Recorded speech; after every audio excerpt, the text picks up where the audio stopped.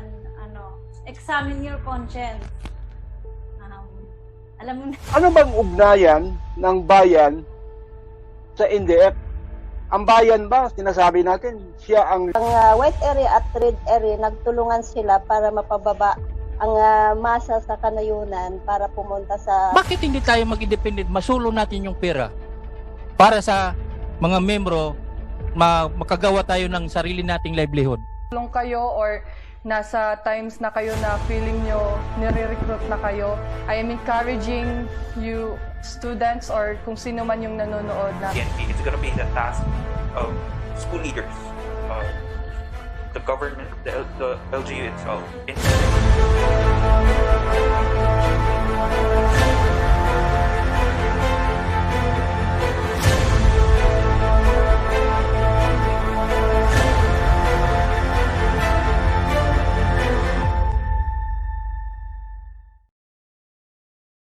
Isang mapagpalang umaga po sa ating lahat at welcome sa pang-40th episode ng ating Fearless webinar. Ngayon pong araw na ito ay araw ng Miyerkules, ika-3 ng Nobyembre 2021.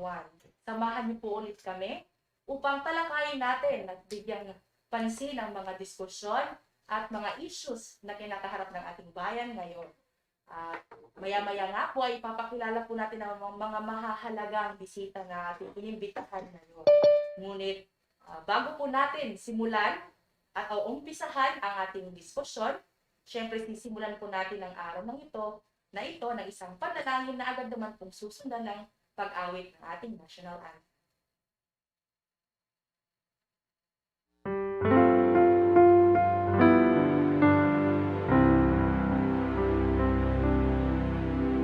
Make me a channel of your peace. Where there is hatred, let me bring your love. Where there is injury, your pardon, Lord.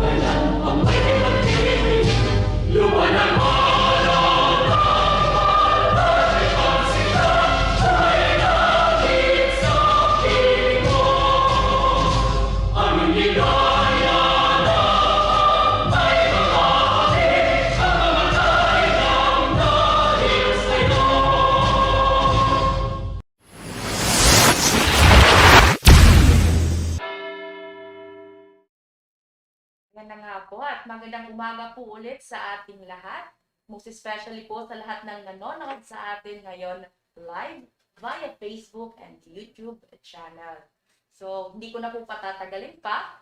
Bago po natin umpisahan ng isang mahalagang usapin ngayong umagang ito, we would like to acknowledge all our participants at lahat po ng nag-attend ngayon sa ating webinar, lalo na po ang nasa Zoom, at maging kasama natin ngayon dito sa studio. So unahin po natin na ngayon po kasama natin via Zoom. Narito po ang Department of Agriculture Regional Field Officer 8, Ma'am Nemi Aurora Abalos. Ma'am, good morning po. Andito naman po ang mga members ng Hands Off Our Children Movement, Ma'am LV Kaalaman and Ma'am Mary Frances Maripeles. Ma'am, good morning po sa inyo. Narito naman po, kasama rin po natin si Sir Art Taliman. Sir, good morning. At members ng Mahaplag Integrated Peace and Development Workers Association. Good morning din po sa inyo mga ma'am and sir. And the city representative from the City Agriculture ng Ormoc City.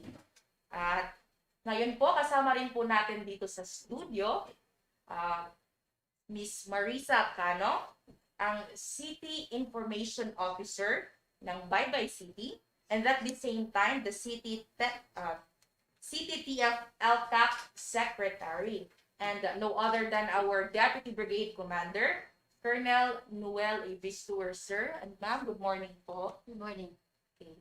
So, maraming salamat po ulit sa lahat po ng nag-attend via Zoom sa inyong pagpapaunlak po, maging sa inyo po, ma'am and sir. Pleasure. So, ang una po nating pag-uusapan ngayong umagang ito ay ang Ulat sa Bayan. So, as representative po ni Honorable Jose Carlos Cari, na we invited him, pero due to prior commitment, hindi po siya naka-attend. Pero, dahil pinaunlakan pa rin po nila ang ating imbitasyon, ngayon makakasama po natin, I introduced her a while ago, Miss Marisa Cano, ma'am, the City Information Officer, and at the same time, ang City TF LCAC Secretary.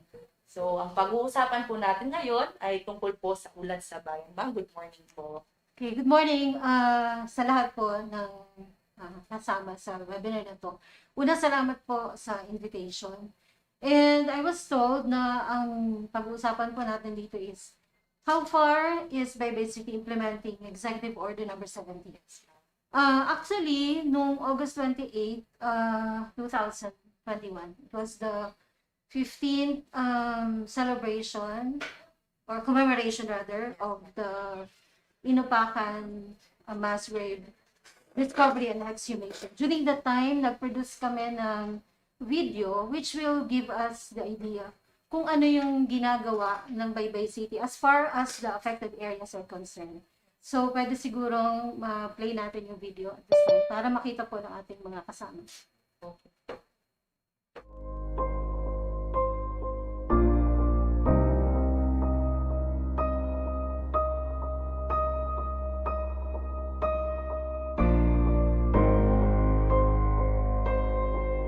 Kisaulog karong tuiga ang 15th commemoration of the Inupakan mass grave, di naugkat ang mga bukog sa 67 ka mga biktima sa gikatahong mass purging Oplan venereal disease sa mga ginsakupan sa New People's Army NPA.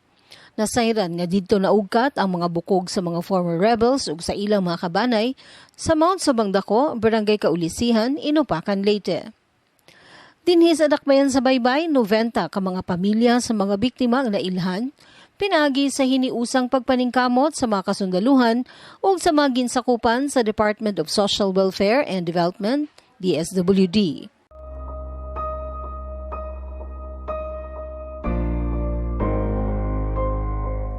Uban sa panabang sa 78th Infantry Battalion, ubos sa pagdumala ni Lieutenant Colonel Roberto Obaob, giorganize sa City Information Office ug sa City Agriculture Office sa lokal nga kagamhanan sa Dakbayan sa Baybay ang apektado mga pamilya sa upat ka mga barangay ning Dakbayan ngadto sa Monterico Upland Farmers Association, Kabungaan Livelihood Association, Amguhan May Patag Survivors Association ug Ampihanon Survivors Association.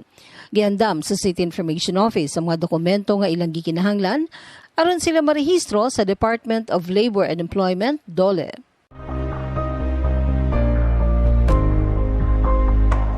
Gihatagan sa lokal nga kagamhanan sa Dakbayan sa Baybay ug livelihood package ang matag organisasyon nga ilang nadawat atol sa Special Convergence Activity for the Families of the Victims of Atrocity in Inupakan, Leyte kaniadtong Oktubre 29, 2019. Swine production ang napili sa Kabungaan Livelihood Association, samtang rice retailing ang gipili sa Monterico Upland Farmers Association, Amguhan May Patag Survivors Association ug sa Ampihanon Survivors Association. Samtang aron pagsiguro nga magmalahutayon ang maong mga livelihood projects, gibisita matagaron og unya sa City Agriculture Office ug sa City Information Office staff ang nahisgutang mga grupo, labi na gyud kun adunay mutumaw nga mga suliran ang matag grupo. Nasayran nga nagpadayon sa pagpamaligi og bugas ang Monterico Upland Farmers Association, Amguhan May Patag Survivors Association ug ang Ampihanon Survivors Association. Samtang nagpadayon usab sa pagpamuhi og baboy ang Kabungaan Livelihood Association. Gikalipay kini ni Baybay City Mayor Honorable Jose Carlos Cari, hinungdan nga iyang gimanduan ng City Agriculture Office nga tabangan ang maong mga grupo aron sila maka-avail og livelihood project gikan sa DOLE tungod kay ila naman usab nga nadawat ang ilang Certificate of Registration sa ulahing bahin sa tuig 2019. Farm machineries ang gipangayo sa Monterico Upland Farmers Association tungod kay kadaghanan kanila mga mag-uumaman sa humay. 1,250,000 ang worth sa ilang project proposal, lakip na niini ang ilang counterpart nga 250,000 pesos. Formal na nga gi-turnover sa lokal nga kagamhanan sa Dakbayan sa Baybay ngadto sa Monterico Upland Farmers Association ang naisgutang mga farm machineries kaniadtong Hulyo 3 ning tuiga. Ug kasamtangan pa nga naghimo sa building nga ilang himuon nga stockroom ang naisgutang organisasyon uban gihapon sa financial assistance gikan sa lokal nga kagamhanan. Dako kog pasalamat ni Mayor nga agitabangan mi nila ani mo aron nga makatabang sa among kalisod. Ug sa tanan nga ni abag sa pagtabang ni Mayor, nagpasalamat kog dako. Mangningkamot ni nga amo ning mo iswag paning among panginabuhi. Bahin sa pagkuan kanang makagamit mi sa traktor, madako kay katabang namo ni kay makakuan mi sa among basak, di na kayo mi maglisod kay og ikabaw-kabaw dugay. Mas mayo ang makinaryas kay dali ra ang paglihok. Naay among building ani nga himo na ihatagan gyapon mi ni Mayor og kuan kanang mga materyales karon lang gud mo barog. Nya naa himbarog ng usa na pagyoy iyang idugang nga usa ka building kay para lang gud nga kuan ang among mga makinaryas mabutang og sa insakto.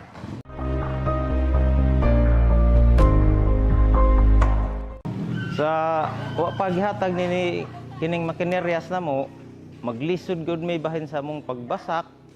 Maglisod mi kay manuhol mi og tawo, magdaro. Nya kanang magsip-sip mi sa basak. Lisod kayo nya karon gihatagan po mi ni Mayor og unom ka grass cutter. Murag lugar-lugar ng among paglihok. muhatag lang pud mi sa asosasyon og ginagmay nga kuan maintenance. Di na gyud kayo may lisod nga pagtrabaho sa among basak. Sa organisasyon kini mga makinarias dako kayo gikatabang kay may kuan ang income ani 200 ang sa traktor, 200 ang abang kada oras. Bali tuloon ka bahin. Ang ikatulo adto sa organisasyon. Mo na mapunduhan gihapon ang organisasyon. Kani nga mga machineries, dako ni og katabang namo sa among panguma nga aron dili na kaayo hago ang among mga panglawas sa adlaw-adlaw ng mga gimbuhaton. Dako mi pasalamat sa atong mayor nga si Jose Carlos P. Cari. Daghang salamat sir nga imuming tagaan ani nga mga makinarya kay aron na makdako katabang ni sa among mga trabahoon sa mga panguma, labi na sa mga basak nga kasama sa traktor, sama sa treasure. Daghan jong kayong salamat sir. 1,250,000 worth of swine production project usab ang proposal nga gisumite sa DOLE sa Kabungaan Livelihood Association. Yuta nga katukuran sa babuyan ug ang babuyan mismo ang counterpart sa grupo. Sa labing ulahi nga pagbisita kanila sa mga kawani sa lokal nga kagamhanan sa Dakbayan sa Baybay, 9 na lang ang nahabilin nga baboy gikan sa usa ka gatos ka mga baboy nga ilang nadawat gikan sa DOLE. Ug gumikan sa hulga sa African Swine Fever, gihawag sila nga dili na lang usa mamuhi og mga baboy ug magunahuna lang usa og laing livelihood project diin mokita gihapon ang organisasyon.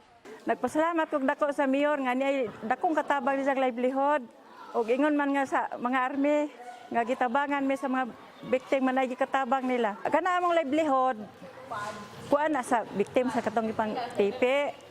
Unja kanang sa LGO nami gitabang sa mayor gawas pa sa 10,000 nga nadawat namo. May baboy pagajud mi nga gihatag ug kanang napunan pod sa DOLE. Magpasalamat ko sa mayor o sa mga army nga mitabang sa namong nagpudos kabungaan sa mga biktim nga dako jud sila gikatabang namo. Nagpasalamat mi dako sa gobyerno na ihatag din na sa livelihood labi na sa biktima sa mga NPA. O nya dako sila kadug kahatag number 1 jud ang mayor na si Buing Kare o labi na jud sa kasandaluhan. Nga diya, perminti dyan na sila nagsuporta. Kana mo diri taga ni daghang mga kaayuhan. Mao na pasalamat bigdako jud niya sa among barangay Kabungaan na onda perminti sila mo suporta kana mo. Kaya din dapita sa amo na din ang naglisod pa gyud, di pa jud mi totally na mayog ang kabuhian. Apan naningkamot gapon mi din dapita na mo improve mi or mamaayo po ang among pagkinabuhi diri. Mao na din na karon dako jud na mo nung number 1 jud na dakong tabang ni livelihood. Adtong panahon na ahong giistorya nga ang mga NPA nga nanorender o gag-uban na dakpan gitagaan sila og madjong kahigayonan sa gobyerno, pero kami nga tagtungod sa gipangpatay sa NPA, wa mi kadawat bisan peso. Pero karon nadungog sa presidente, nadungog sa mayor, labi na sa mga kasundaluhan og sa pagtabang pod sa taga-LGU nga makaduso mi og papel para sa DOLE nga karon naa na mi amo livelihood. Daghang salamat sa tanan. 1,250,000 worth of egg layering project usab ang project proposal nga gisumiti sa DOLE sa Amguhan Maypatag Survivors Association. Lakip na niini ang 250,000 pesos nga counterpart sa asosasyon. Sa pagkakaroon, nag-harvest na ang Amguhan Maypatag Survivors Association ug 20 ngadto sa 22 ka mga tray sa itlog matag adlaw nga ilang gibaligya dili lang sa kasikbit nga mga barangay kundi lakip na usab dinhi sa poblasyon ginamit ang social media. Nagpasalamat ko sa una sa atong mayor Sir Buing sa iyang gihatag nga kuan pabugas 44 ka sako nga So pa ay miabot na siya og 119,000. So nanami nahimong ginan siya nga 24,000 pero nagamit asad na mo sa poultry para usab sa gihatag nga ayuda sa duli nga 1 million kay dili man mi maka kuan og layering og wala mi poultry, so amo siya gigamit. So karon ang kwarta sa among asosasyon napamigipalakaw nga miabot na og 27,640 nga gipuhunan og balik sa bugas. So ang sa eglayering pod nanami 137,000 nga kasunhan. So tuanay na sud sa bangko ug mao na siya ang among buhat sa asosasyon, mao ang pagganto sa adlaw-adlaw gibahin-bahin ang mga member para sa pagkuha ngadto sa itlog para dadon diri sa balay sa balay sa presidente para ibaligya usab. So kaming mga member sinabot man pud mi bata na. So thankful mi kayo sa atong mayor sa baybay sa ilang paghatag ug suporta namo, ingon man nila ni Ma'am Maris, nila ni Ma'am Florimi sa kuha na mga makakuha mi sa duli. Ingon man sa atong mga military nga ni cooperate usab kanamo. Salamat jud sa tanan. Ang bintaha karon nga organisasyon ay sa nga naa ning organisasyon na ang mga member nga way ikapalit diretso og bugas, so makautang na sila kay 1 month payment. So makadali-dali na jud sila, ma'am. So nakatabang jud to ang gihatag ni Mayor namo. Nya bahin na pud sa egg. Ang dili na mi mo ngadto sa baybay para mo palit sa egg kay naa dinhi sa among lugar.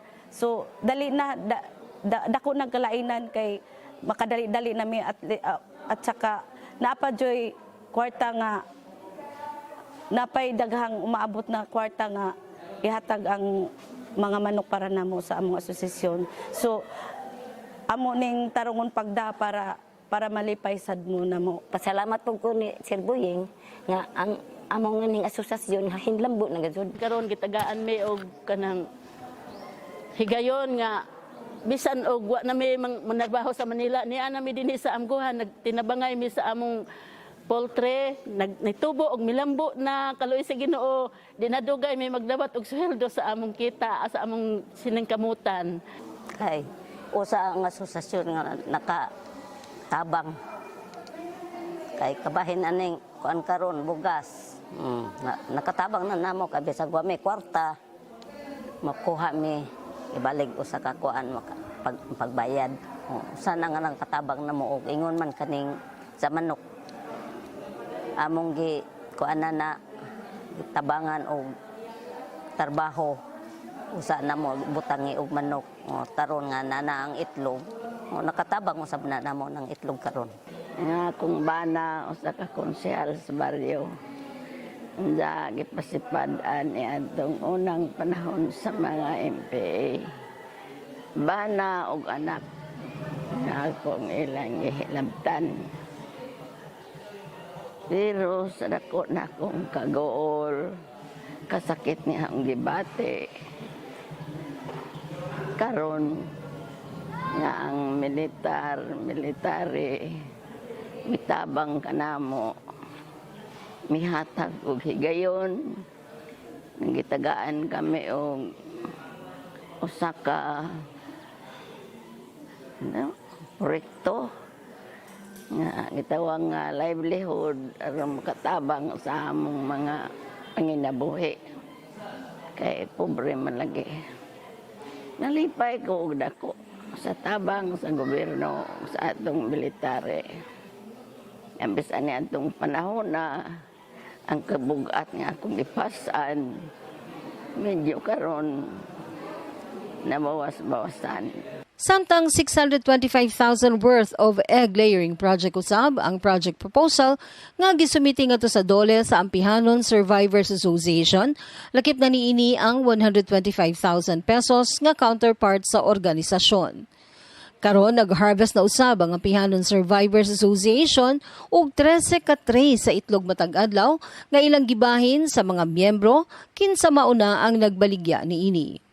Akong dakong magpasalamat sa atong mga taga-LGU, sa atong mga military nga miabag sa pagpahigayon ni ining mga proyekto o mga livelihood nga miabot kini sa amoa nga nagpahilo na jud nga matabangan pud mi nga kani among maabot ning among na kabot karon nga mga livelihood.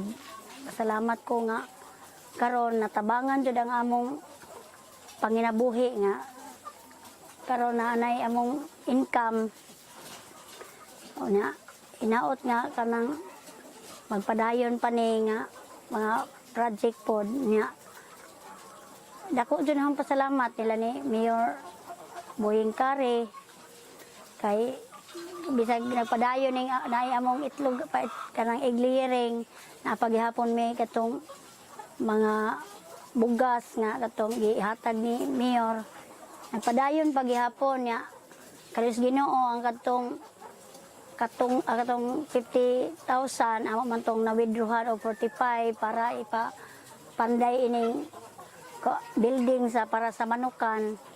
Amo na nahulipan kay naka-deposit nami og 50,000 sa halin sa among mga itlog nya.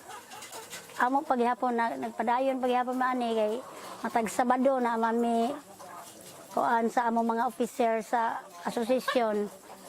Mag-audit mo sa among halin nga kanang wa po may problema sa pagbaligya ani kay kami mismo mga officer o mga members maura may magkuha sa mga itlog para maoy magpahalin sa gawas mga nga wa pa may as of now wa may problema og asa na mo ihandos ang mga itlog unya kada matag ikatulong Sabado sa kada buwan naa may kinatibuk ang meeting mo na nga updated ang among kuan sa among bugas ug sa igliring pilay among kita pilay na kuan namo ba na deposit ug unsa pa mga kalihokan namong angay namong pagabuhaton nagpadayon paghihapon bisan og naa sa pandemic karon naa paghihapon nagpadayon gihapon mi nagmalambuon na mo na yung gipasalamatan sa Ginoo diha sa ato sa mga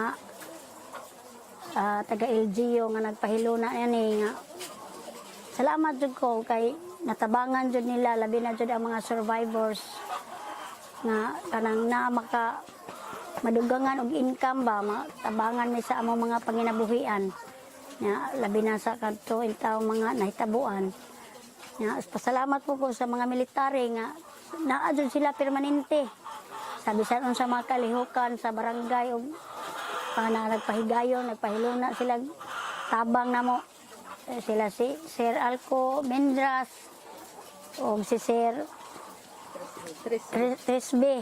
Salamat din ninyo Sir kay araw og sa Tagalog pa araw gabi na adjud mo permanente nagpahilo na bisan jud in town og risgo sa inyong kaugalingon. Inyo jud may anha jud permanente para og unsa may mga angay namong buhaton na mga programa dito sa ubos na adyon mo nagpahilo na kanunay kay kanila man jud ma'am na ambot murag di jud siguro enough ang thank you sa nga isulti nimo ma'am kay sa pagkuan pa lang ani nga to sa duli ikaw jud pahilo na sa tanan mga papeles salamat jud kayo ma'am ambot basta sa uning kalipay nga bisag ni agas niya ang luharon kalipay na ni di na para sa una nga kag-ol tungod gay kami napasagdan wa mi nakit-i og unsay mga problema sa mga biktima sa kuan sa una pero karon kalipay na niyong ibati nga nakit-an jud ay unsay among unsay mga dapat nilang ihatag sa amo ang mga biktima sa trahedya sa una nga nahitabo sa masaker.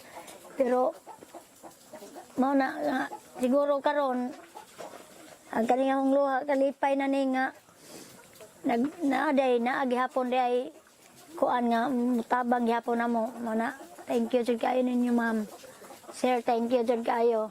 Nga wa jud mininyo pasagdi. Nga giubanan jud mininyo hantod karon nga bisag inaani namin naagihapon mo nagpaluyo sa among mga kanang karon nga among achievement nga na kuana mo ko nakita. So thank you jud kayo sa Ginoo. Salamat jud Ginoo nga gidungog jud nimo ang pagampo nga unta matabangan jud ang mga nabiktimahan sa unang panahon. Umara jud na po yaw ikasulti. Salamat jud kayo Sir Buying nga pag na mura jud nakita jud nimo dayon og unsay angay nimong kanang itabang diri namo. Thank you jud kayo nga wa jud mininyo pasagdi nga bisan og nadugay sa dugay panahon ni abot ra jud gihapon ang tabang nga amo jud gikinahanglan una nga kanang salamat jud kayo. Napakalaking tulong dito sa pagkakaroon namin ng livelihood dito sa Ampihanon, lalong-lalo na po sa ating mga local government unit, sa ating pong mayor, sa ating pong mga militar, army, o sa lahat-lahat po ng mga nasa katungkulan na tulong po sa amin. Thank you very much. O napakalaking tulong po tulong nyo sa amin sa pagkakaroon ng hanap buhay, lalong-lalo na sa aming mga nasa bukid. Lalong-lalo na po ngayong pandemic na sobra pong napakalaking tulong na nangyari na naibigay nyo po sa amin sa pagkakaroon po ng itlugan, manukan, at kung ano pa pong mga tulong na galing po sa inyo. Maraming salamat po. Sa ngayon po, yung manukan po namin, maganda po yung resulta, hindi naman po stress yung mga manok at lalong-lalong hindi rin po kami stress. Nakangiti po kami lagi. At dati po, nung wala pa po itong livelihood na ibinigay ninyo sa amin, kami po yung mga tambay-tambay lang po dyan. Sa ngayon po na hindi lang po kami tumatambay dito, meron po kami pinagkakakitaan. Dati po namumroblema kami kung ano yung pang-uulam namin. Ngayon meron na po kaming pang-ulam, itlog. Manok, itlog. Salamat po. Maraming salamat sa ibinigay niyong tulong sa amin. Napakalaking tulong po. Sadyang nasayran sa maginsakupan sa puwersa masa sa nagkadaiyang mga barangay ning Dakbayan sa Baybay ang mga kalambuan sa pamilya sa mga biktima sa Inupakan Massacre. Midangup usab sila kang Mayor Kari alang sa ilang kapanginabuhian ug ato usab nga gikahinabi ang pipila kanila. Ania ang gihatag ni Mayor nga kabaw ngadto sa mga pirsa masa sa kanhing panahon nga niya karon gitabangan ni Mayor. Dako na ko pasalamat nga gitagaan sab ko niya niini. Kami unom ka buok gitahatag ni Mayor nga kabaw diri sa pirsa masa. Malipayon mig dako nga dako kayo gikatabang namo, madaruhan, masaugan namo sa makahoy, masaugan namo kung sayo mo kargang na saging, lubi, mga humay. Dako gikatabang ni kabawa sa amo nga gihatag ni Mayor kanamo. Mo na nga dako na mong pasalamat usab nga gitagaan niini. Labi pa karon niya na po'y gihatag sa asosasyon sa masgrade. Oh, dako kayo ni nga tabang sa katawhan sa barangay kaning 1 million nga mga equipment tanan. Daghan ang gihatag ni Mayor nga kaayuhan sa amo mo na nga dako mig pasalamat. Labi pa jud nako nga kini dako ni katabang no ma'am. Sa una, sawa pa ko tagay ni Mayor og kabaw sa pirsa masa. Naaman ko sanggutan lagi. Nga napo ka punon. Magpasan ko sa akong tuba mo abot ngani sa amo. Kay tuwa pa malagi sila yo. Pero karon dili na. Naman ko karosahan ako siya. Oh, dako gi katabang kana maghakot ko sa humay dito. Kini na ako karosahan nga ri. Kahoy kanan. Mo na nga dako mig pasalamat yun ni Mayor nga sa iyang gitabang namo sa among pirsa masa, wa mi magmahay nga sa among pagtukod sa pirsa masa, dako mig pasalamat Mayor nga natagaan mi niini. Nalipay mig dako kay sa among mga bugat nga di ana may kabaw namo magamit ko yun. Sa basak matarbaho namo, mao na ni ako gidaro gisudlay, ana gisapil. Muna nga dako kadyo importante na mo ug dako kadyo ang among pasalamat kadto ni Mayor nga natagaan min ini kay sa among kapobre diri kini nga mo kabod dako man jud na mo katugbang namo. Kaya dako na ako katabang na daruhan na ako kanang bersahan ko pras muna kadako ng tabang na nagkuakos basakan ng nagugba hanggi daruhan nalay jang tinabahuan dia aludo na ijang ugmal dia maraputi ako pasalamat ko sa mayor. Gilibre mi sa una sa paghimo nene di pakubkubog bakho unya gitagbuan na namo sa akong mga membro para mahimo kining mulampos kining among project sa Pispan. Unya karon bali kining ikaduha na ni karon namo nga kuan among buhi ning mga tilapia. Atong una ihatagan mi og kanang 2,250 fingerlings. Pero pag harvest na namo niabot na lang og 811 pieces. Pagkatapos ang kilos, bali natimbang siya og 264 kilos ang among na-harvest. Busa, nagpasalamat kami og dako kay Mayor Boyeng sa iyang suporta nining among gihimo nga livelihood karon kay dako kayong gikatabang kini sa among panginabuhi. Ilabi na karon umaabot ang among kapistahan pohon sa September.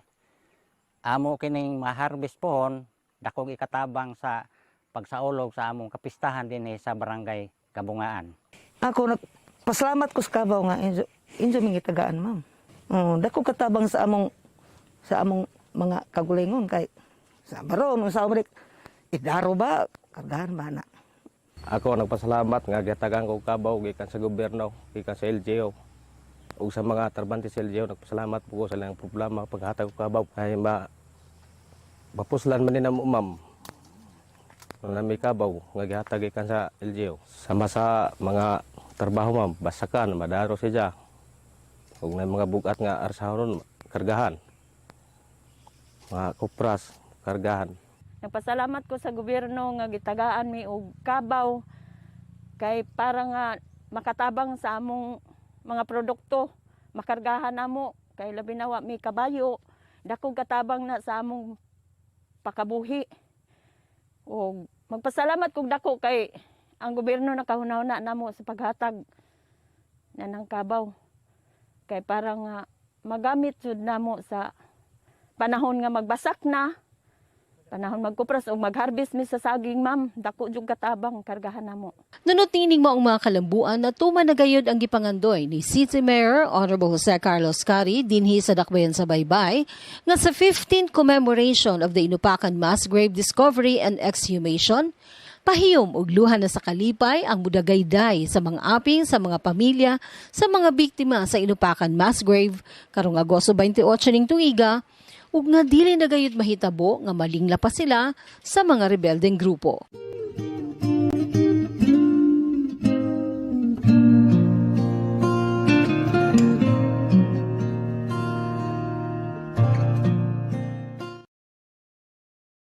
Okay, sige, so thank you so much for watching. So yun po yung muna siya ang gibuhat sa Dakbayan sa Baybay, particularly sa mga affected areas, ma'am, no?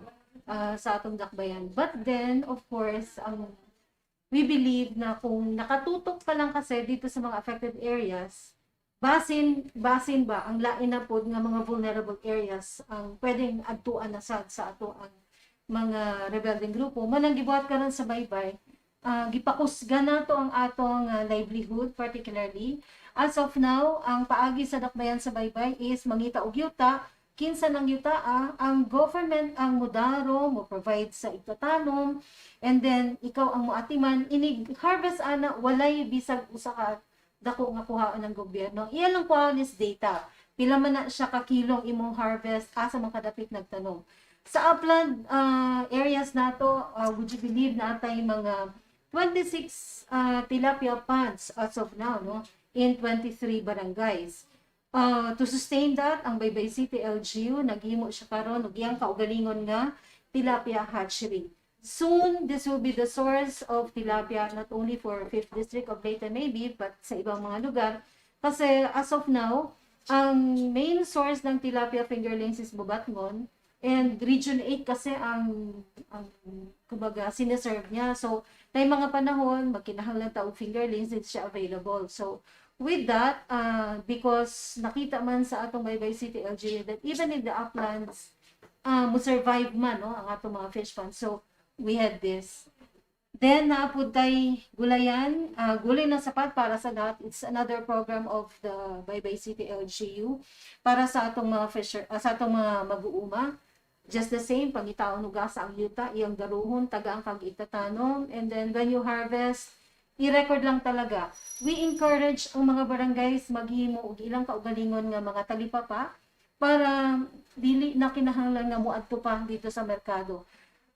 Siguro ang atong mga insakupan sa kasundaluhan, no, sa areas dito sa atong mountain barangays, woodsy, kung unsay gibuhat karon sa atong LG in terms of mga kakalsadahan, mga tulay, because we believe na kinahanglan po na siya para maabot po ang mga products sa ato ang mga kaigsunan dinhi sa atong merkado. Ang atong LGU also, particularly the City Mayor, the Honorable Jose Carlos Cari, naghimo siya og design para sa pump boat, ang fiberglass pump boats. Naatay mga gitrain sa baybay, sila mo ay naghimo, and the first time nang hatag og 21 pump boats para sa atong bantay dagat para mabantayan ang atong mga kadagatan. And then naghimo na sad sila 24 units sa pump boat which were distributed to the Fisher Fox Organization. Ongoing karon ang himo og dugang pang mga pump boats. According to the mayor, this will be given to mga poor but deserving mga fisher folks nga nagkinahanglan gyud og kaugalingon nga ilang pump boat nga di sila maka-afford. So ingon ani ang pamaagi, no, sa ato ang lokal nga kagamhanan to provide unsay panginahanglanon sa ato mga kaigsunan, to be sure nga dili na gid sila katong term nga dili na malingla pa, dili na mo apil, dili na matintal, no, sa pag-apil kay mato pa nila tamis man kuno nag mga pulong service to air si kanang grupo ba. Maayo sila mo himo mga istorya tandugon og asa dapit ang problema, no, sa mga katawhan para ilahang madala. But then again, sa atong Dakbayan sa Baybay, we have the so-called Barangay Management Information System BMIS, which is the basis of paghimog mga plano. Mga barangay mismo ang nag-identify ng mga kinahanglan nilang mga programa na ay mga project sa barangay nga dili kaya mapunduhan sa internal revenue allotment sa barangay. So maghimo sila resolution, ilan ang papunduhan sa atong Baybay City LGU, and then the funds are given to them. Sila ang nag-implement. Ingon ana ang pamaagi karon sa atong Dakbayan, and we are happy to share this with you, ang atong mga pamaagi, because sa ato nang giingon gilantaw, no, sa atong Dakbayan sa Baybay ang pag-improve sa buying capacity sa matag baybayanon, because mauna siya ang pinaka-importante. Ang tao basta naa siya ikapalit sa iyang panginahanglanon, dili na gid siguro siya matintal pa sa pag-apil, no, sa mga ingon-ana nga mga grupo, kay once nga ang iyang tanan nga panginahanglanon is provided, I personally believe na wala na gyoy matintal pa nga mosulod ni ining mga grupo nga nagsamok-samok sa atong kagamhanan. Thank you very much, Ma'am Marisa, no, na very comprehensive talaga yung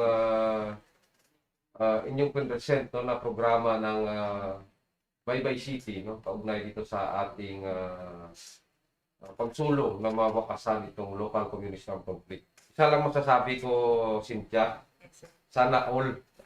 Isusulat ko yan, sir. Ito yung ito yung dapat titingnan natin, no. At nagpapakita kasi ito, ma'am, no, na ang pagsugpo natin sa insurgency ay hindi lang nakatutok, no, sa armado. No? Yes po. Dito sa area kasi natin sa Leyte, no, maraming mga areas na gusto pang i-recover ng ilang armado, no, na nagmagalaw dito sa area natin. So, nakasaad talaga sa ating Executive Order number 70, no, na good governance, no, nandiyan yan, kaya nga may LGE cluster tayo, no. So, ito yung mga ginagawa ng Baybay City para tugunan talaga yung mga problema ng ating mga kababayan. Kaya habang pinapanood ko yung no, yung present mo, mga videos, napakalawak ng inyong ma'am, no, na kung titingnan natin, hindi ito talaga nakatuon doon sa mga armadong terorista. Pero ang epekto nito, no, ay napakalaki sa kampanya natin. Kaya talagang napapasana all ako, ma'am. Yes, sir. So far, from the video itself naman, sir, sa napanood natin, yung lahat ng questions na pin-repair namin, ma'am, answered. Ay, sabay Yes. ganun.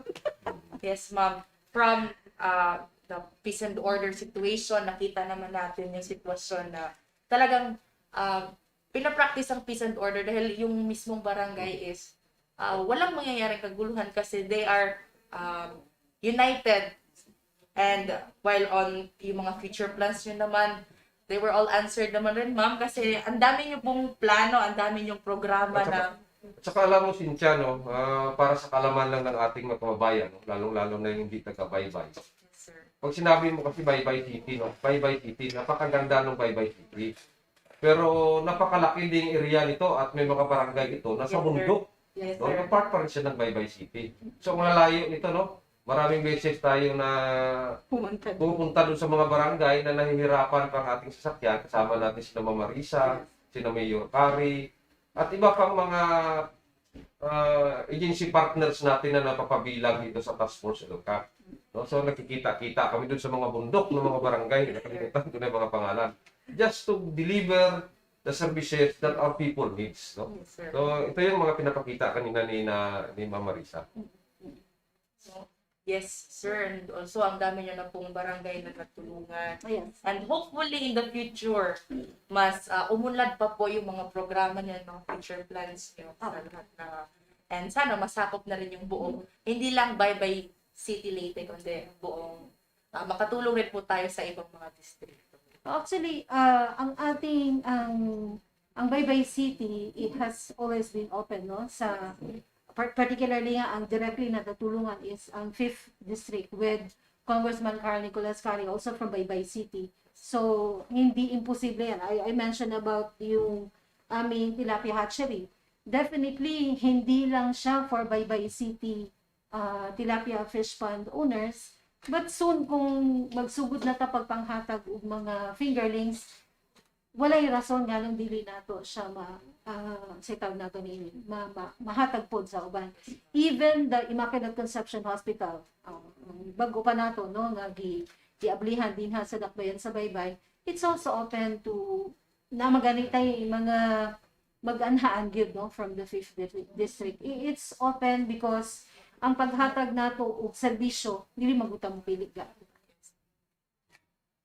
So, may dagdag pa kayong sabihin, ma'am, or message sa mga kababayan ninyo? Yun na lang siguro, ma'am, para hindi ka na namin ma-hold ng matagal. Unang-una po, again, thank you so much for inviting us here and for sharing our stories. Ako lang ikasulti, no, particularly niya atong mga barangays nga atong gitabangan ng dinha sa atong Dakbayan.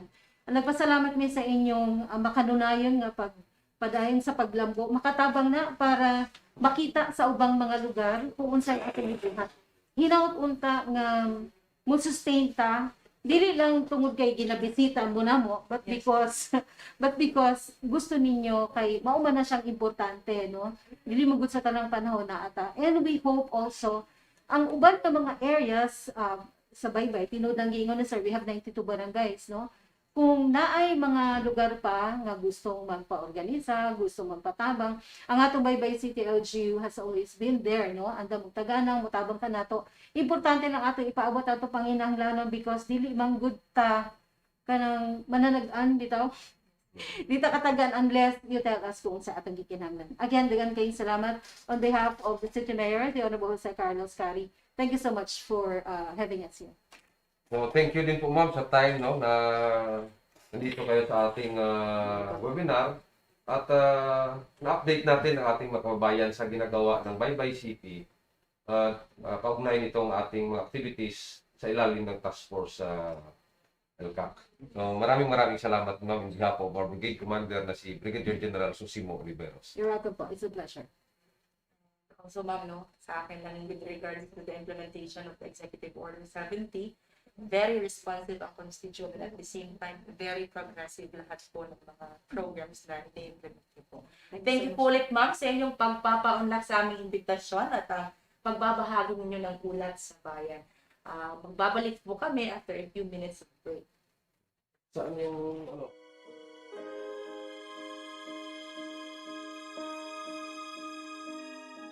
Kamusta po mga kapatid kong magsasaka?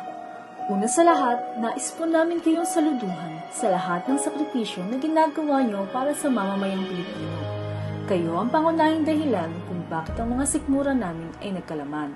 At sa bawat paghihirap na inyong pinapasan, kami ay nabubuhay. Mahirap ang maging katulad nyo. Mula sa pagsikat ng araw hanggang sa dapit hapon, pagsasaka ang palaging hinaharap para matugunan ang pangangailangan ng mamamayan. Kaya't ginagawa ng gobyerno ang lahat upang matugunan ang inyong pangangailangan at ang inyong mga hinaing. Meron po kaming nais na iparating na impormasyon sa inyo dahil ayaw ng gobyerno na kayo'y malinlang ng mga grupong ayaw sa kaunlaran at kapayapaan. Ang Communist Party of the Philippines ay siyang ulo ng organisasyon na taga-utos sa bawat gawain ng grupo. New People's Army ang espada ng organisasyon dahil sila ang armadong grupo na taga-kitil ng buhay sa hindi sumasang-ayon sa kanila o nananakot at nangingikil sa mamamayang Pilipino. National Democratic Front ang legal front na siyang kalasag na dumidepensa sa anumang iligal na gawain ng grupo at tagapag-ingay sa kalsada laban sa gobyerno. Ang kilusang mambubukid ng Pilipinas na isa sa legal front ng teroristang grupo ay ang lumilinlang sa mga kababayan nating magsasaka. Sa paanong pamamaraan ba nila kayo na pagsasamantalahan? Isa sa paraan nila ay nakikipagtulungan sa non-government organization na nagkukunwaring tutulong sa bawat hinaing ng magsasaka. Sisirain nila ang mga proyekto ng gobyerno na para sa kanila. Inoorganisa nila ang mga magsasaka para maging miyembro ng mga party list tulad ng Kilusang Mambubukid ng Pilipinas, Pasaka at iba pa. Ang aming mga binanggit ay isa lamang sa maraming pamamaraan na ginagawa ng mga grupo upang pagsamantalahan kayong mga magsasaka. Mag-ingat po tayo sa kanila. Bilang magsasaka, malaki ang papel na inyong ginagampanan para sa kaunlaran ng ating bansa. Kaya naman, saludo po kami sa sakripisyong inilalaan ninyo upang matugunan ang pangangailangan ng bawat pamilyang Pilipino. Huwag nating hayaan na sirain ng mga makakaliwang grupo ang mga lupaing pinagkukuhanan natin ng mga pangunahing pagkain. Huwag maniwala sa mababangong salita na kanilang sinasabi at baka sa huli, kayo ay magsisi. Dahil ang pagkain na dating nasa inyong hapag ay nawala na lang sa isang iglang.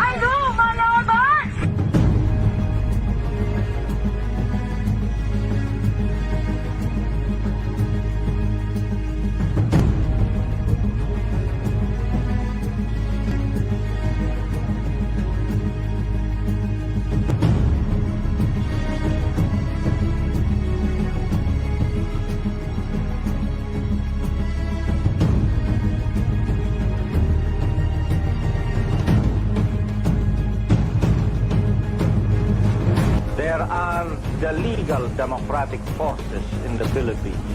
The biggest of these is Bagong Alyansang Makabayan or Bayan in short. Its biggest Component organizations are Kilusang Mayo 1, which is the labor center, Kilusang Magbubukid ng Pilipinas or KMP, Gabriela, the Women's Alliance, League of Filipino Students, Alliance of Concerned Teachers, Cadet, Alliance of Concerned Teachers,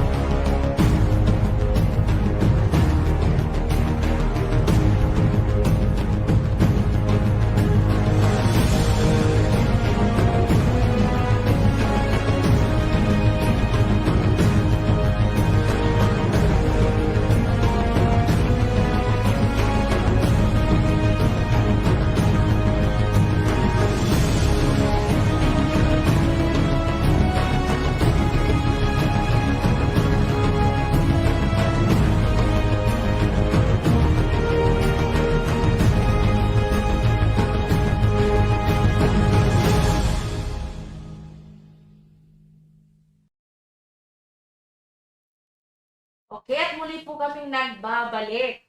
So ngayon naman po, dadako tayo sa ating second segment. Ang ating main topic po ngayong umagang ito ay ang invited po natin ang Department of Agriculture at Agriculture at ibabahagi po nila ang kanilang mga future plans and programs. But before that po, i-acknowledge ko po ang mga ngayon po nag-join sa atin via Zoom. Andito po ang Dole Western Leyte Field Officer ng Ormoc City, Sir Joselito Iganya, nakasama nga natin ngayon, live via Zoom. At kasama rin po natin dito sa studio, maya-maya po ay makakausap natin at maririnig natin ang kanilang side. Dito po ang President ng Ormoc Integrated Peace and Development Workers Association, Sir Conrado Labartine, and ang President naman ng Albuera Integrated Peace and Development Workers Association, Miss Felisa Estupa, para po marinig natin ang kanilang mga issues and concerns po regarding sa kanilang asosasyon. So, unang-una po sa lahat, we would like to acknowledge the Department of Agriculture, Ma'am Nemi Aurora Avalos, ang Regional Field Officer 8 ng DA. Ma'am, good morning po.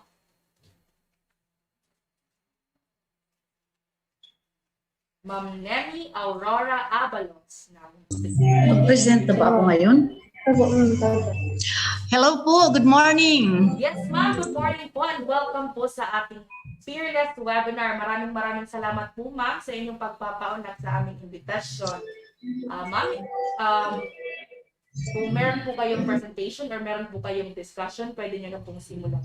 Ma'am, pwede na lang po discussion. Kare-receive ko lang po, ma'am, ng ano. Yes, ngayon, just a minute ago. Yes, ma'am. Kasi, nare-route lang sa akin. So, pwede na lang, ma'am, ano ko na lang.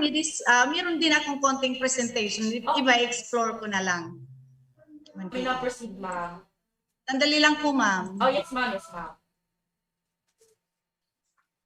So bago po ang lahat, papaalala ko lang po ulit sa ating mga viewers na live po tayo sa ating Facebook page and YouTube channel, 802nd Infantry Fearless Brigade. So while si Ma'am is preparing for her presentation.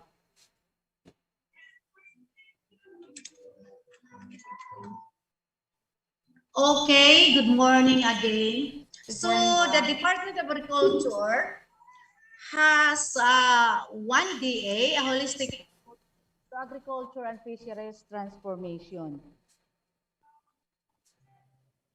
Our vision is a food security in the Philippines empowered and farmers and fisher folks.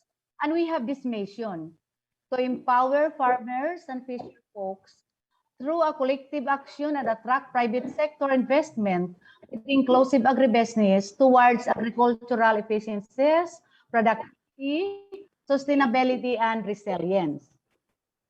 From that, we have also the twin goals, masaganang ani at mataas na kita. So ito ang naging twin goals namin. Ang DE naman, as one DE reform agenda, we have the 4 key strategies na lang. We have the consolidation, the modernization, industrialization, and professionalism. So ito yung 1 DE, a holistic approach to agriculture and fisheries transformation. We have the clustering. Kina-cluster namin dito yung mga farms into 1 big clusters. We have also the provision, province-led agriculture and kita klaro.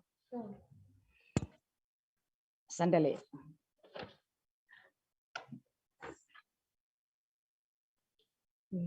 The province-led agriculture and fisheries extension system. And we have also the agricultural, agri-industrial business corridors. And number 4, we have the infrastructure investments. 5, we have the post-harvest, the processing, logistics, and marketing support. And 6, we have the digital agriculture. The 7 is the adaptation, the climate change adaptation and mitigation measures. And number 8, we have the mobilization and empowerment of partners to attain scale. We have also the number 9, the global trade, export, development and promotion. And 10, we have the food safety and regulations. 11, we have the ease of doing business and transparent procurement. And the last, we have the strategic communication support. So from that, we have the different regular programs of the Department of Agriculture. 1, we have the rice program. For the rice program, we are giving seeds and machineries. However, farmers are given, individuals can receive rice seeds through our regular rice national program. And for this, for the rice program, we have the regular rice program, which includes the Eastern Samar and the Northern Samar only. And we have also the RCEP provinces, which include the Southern Leyte, Samar, and Biliran. For the provinces of Eastern Samar and Northern Samar, we provide seeds, the inbred seeds especially, the registered seeds and certified seeds to farmers, including the fertilizer discount voucher. Ano ito yung fertilizer discount voucher? Once nabigyan natin yung isang farmer ng rice seeds, automatic bibigyan siya ng fertilizer discount at ito ay dadalhin niya sa nearest fertilizer dealer in the municipality at bibigyan naman siya doon ng fertilizer. Pag inbred seeds naman, we are considering the 1 hectare. 1 hectare lot. And the amount of fertilizer voucher is only 2,000 pesos. We have also the RCEP program, the Rice Competitiveness Enhancement Fund, which is for Southern Leyte, Samar, and Biliran. Anong binibigay natin dito? Nagbibigay tayo ng hybrid seeds. For a 1 hectare lot, the farmer will avail seeds good for 1 hectare, hybrid, and a 3,000 amount of fertilizer discount voucher that can be exchanged with fertilizer in an accredited fertilizer dealers in their locality. At saka meron din tayong tinatawag na expanded rice credit assistance. Mamaya ano ko yung anong mga assistance dito. We have also the mechanization and the extension services program. For the Leyte province naman na hindi included ng RCEP gaya ng Northern Samar at Eastern Samar, nagbibigay din kami ng mga hybrid rice seeds at mga farm mechanizations or machineries, post-harvest facilities under the Rice National Program. Ang mga machineries natin, paalala lang po, ang farmer na makakaano nito ay yung mga registered associations. At dapat naman, bawat membro ng associations ay dapat registered sa RSBSE or the Registry Sector for Basic Agriculture. So, meron din naman tayong corn program. Yung corn program naman, nagbibigay ng mga corn seeds, especially the OPV, the Open Variety Pollinated Corn Seeds, the white corn. At saka dito, binibigyan din natin yung associations, nakakatanggap din sila ng machineries na magagamit nila, example tractor, para sa corn production nila.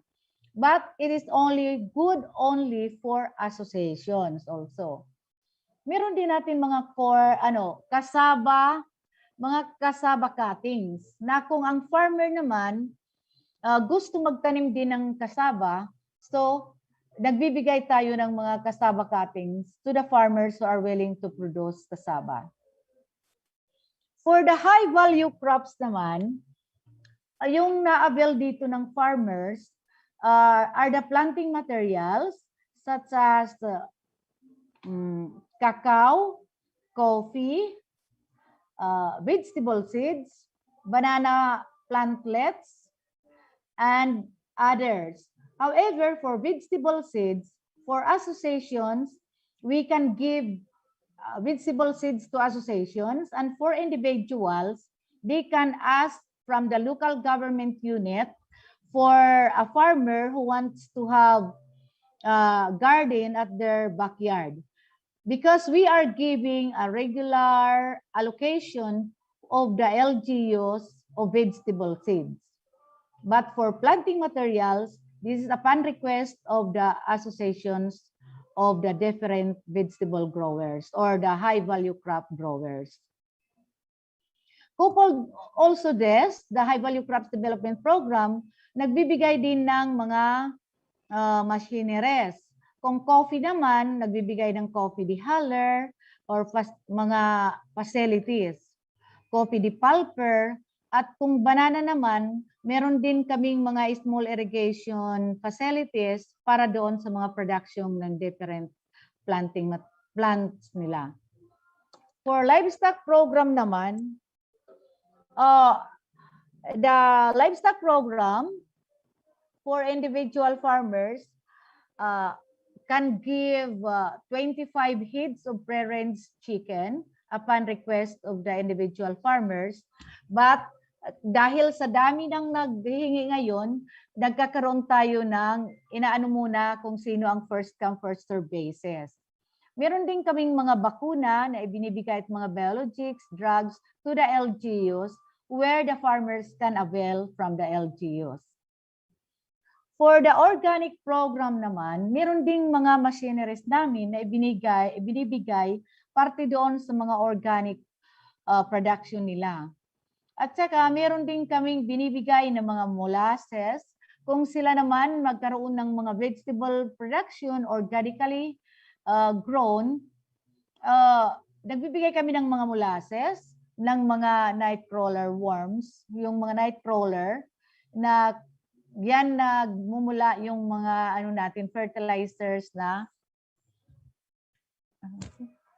At saka, yung iba pa pwede ma-request naman. Yung training, nire-request din how to do the organic way of farming of vegetables. And this is other program, the Halal, PRDP, Saad, Ading, and AMEA. For Saad, we give livelihood programs to associations. Meron na nating mga existing Saad projects all over the 5 provinces of Region 8.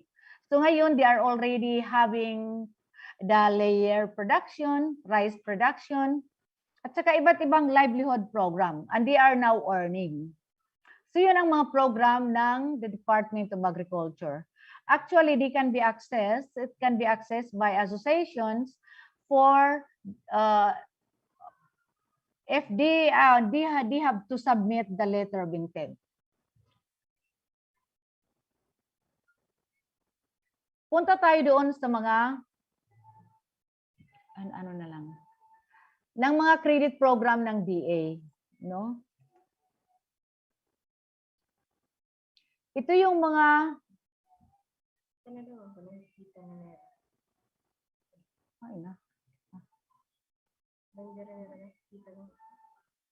nakitahan ibang mga program anay. Sandali lang ho po. Ito ang lyric credit program. Ano waray? Sige. Ano't ada dida? Sandali lang po.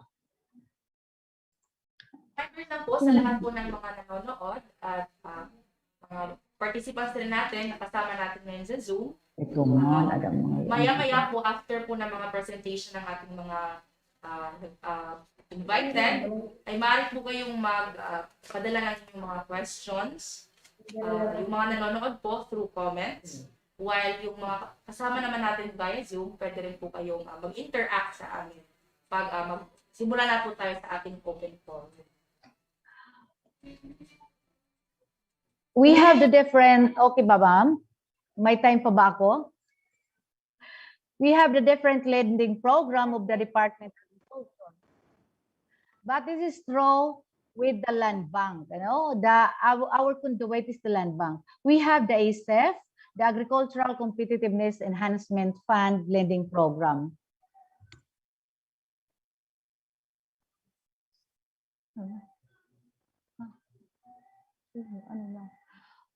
Okay. The target borrowers are individual, small farmers and fisher folks, farmers and fisher folks, cooperatives and associations, and the registered medium and scale enterprises and the participating financial institutions. Eligible loan for individual, purchase of farm inputs and equipment for farm improvement. So for farmers, fisher folks, and cooperative naman, direct lending, we have the acquisition, establishment of agri-based production, and post-production and processing machineries, equipment, and facilities. Pwede din on lending, relending to farmers and fisher folk members for the acquisition of farm inputs and equipment for farm improvement. So yung mangyayari dito, yung association ang uutang, and then pwede niya iparelend ngadto it mga farmers and fisher folks ng mga member nila. This is ang ano namin, ang PFIs are the rural banks, cooperatives, and this is also through land bank. The loanable amount for individual SSF is up to 1 million per individual borrower. For farmers and fisher folks naman, cooperatives and associations, up to 5 million per project loan per cooperative or association. And for the registered small medium enterprise, we have up to 5 million per project loan per borrower. This can be accessed with our conduits, especially in land bank. But this money came from the Department of Agriculture. So we have also the equity of the borrowers, which is amounted to 10% of the amount loan. The lending scheme, we have interest rate for the direct is 2% per annum. And on lending is 0% per annum. Ano ba yung mga eligibility requirement? Individual farmer and fisher folks with viable project. No outstanding loan from formal lending institution for the same project being applied for, and with marketable surplus of the project or other confirmed sources of repayment. For micro and small enterprises naman, he must be duly registered with the DTI or SEC. No adverse findings on the borrower, no viable project, with viable project, and no outstanding loans from other financial institution for the same project being applied. So, dapat wala siyang utang sa ibang financial institution. Farmer and fisher folks co-ops and associations. Kung sila naman ang uutang, duly registered with CDA, SEC, DOLI. Operational at least 6 months. No adverse findings of the borrower. With core management team composed of manager, cashier, treasurer, equivalent possessions, and with proven track record, experience, training, and preparation of officers and members to implement the proposed project to be financed. Conduits natin, saan ba sila pwede pumunta? Doon pwede sa rural banks or cooperative banks. Yung conduit natin, ito sila yung nag-a-apply sa DA. Na-approve lang sila kung wala silang no adverse findings on the borrower. Net past due ratio is 15%. RBCAR of at least 10%, and with Tier 1 best ratio of 6% or better. Sa mga conduits na ito natin. Punta na tayo doon sa ano. For loan security naman, for individual and farmer fisher folks, the production, a combination of the following. PCIC insurance, dapat ma-insured yung farm nila. An assignment of expected produce. For acquisition of fixed assets, any combination of the following. Chattel mortgage on object of financing, assignment of expected produce, and PCIC insurance proceeds if applicable. Disim lang naman yung mga loan securities for farmers and fisher folks. Chattel mortgage, insurance proceeds. For conduits, para sa conduits na ito. Next. Doon na tayo sa ibang kind of loan.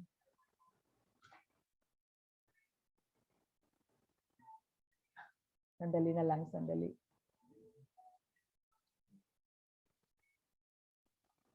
Ano, okay. Kita ba natin?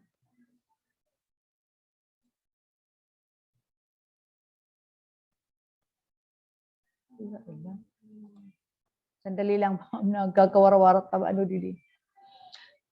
Pasumit kanina, credit policy. Okay, sige, nada na lagi pala yun. Sige pa.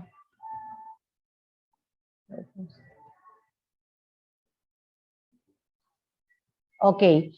Ito yung isang loan program, the agri-negosyo or the annual loan program. The annual program aims to provide accessible and affordable credit to eligible borrowers for the financing of their capital requirements for improving the efficiency, productivity, and profitability of either their farm or non-farm income generating activities. This is our lending scheme.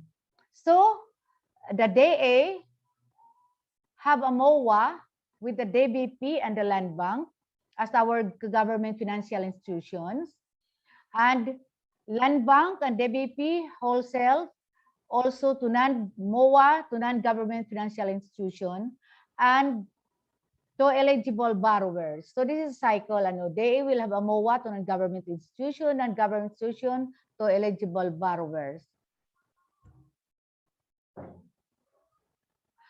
So the loan beneficiaries for our ANU is the small farmers and fisher folks as defined in Section 4 RE 8435 and further defined in Section 4D Presidential Administrative Order number 21 of 21 revised IRR of RE 8425. Who are the small farmers on or are still amortizing land that are not more than 3 hectares? Ito yung pwede makabil natin. Engage in backyard livestock and poultry raising. For livestock raising, not exceeding any of the following: 20 heads of adults and 0 young, 40 heads of young animals, and 10 heads of adults and 20 heads of young animals. For poultry raising naman, not exceeding 500 layers or 1,000 broilers, and 100 layers and 100 broilers if raised in combination. And for duck, it is only 100 heads. Agricultural workers in the farm. For small fisher folks naman, directly or indirectly engaged in taking, culturing, or processing of fishery and aquatic resources. Engaged in fishing using gears that do not require boats or boat less than 3 tons. Workers in commercial fishing and aquaculture, vendors and processors of fish and coastal products, and subsistence producers such as shell gatherers, managers, and producers of mangroves and other related producers. So ito yung mga eligible borrowers natin. For small enterprise, registered agribusiness business with assets not exceeding 15 million. For microenterprise naman, registered agribusiness with assets not exceeding 3 million. And for cooperative and associations, registered entities whose members are farmers and fisher folks. And for individual farmers and fisher folks, registered or enrolled in the RSBSA.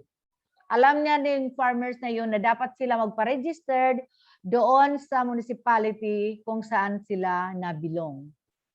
And overseas Filipino workers repatriated, lost their job, or unable to return to their overseas employment due to the COVID-19 pandemic. So they are eligible also. What are the eligibility requirements? For the existing already, must be duly registered with CDA, SEC, DOLE, and other government registering institution. Must be operational for at least 1 year for agri-based, and for MSS and other organizations, associations with proven management capacity to implement the proposed project and business, must be engaged in with existing production, processing, marketing, and or distribution of agri-fishery products, and must be registered, enrolled under the FFEDIS and 100% Filipino-owned MSAS.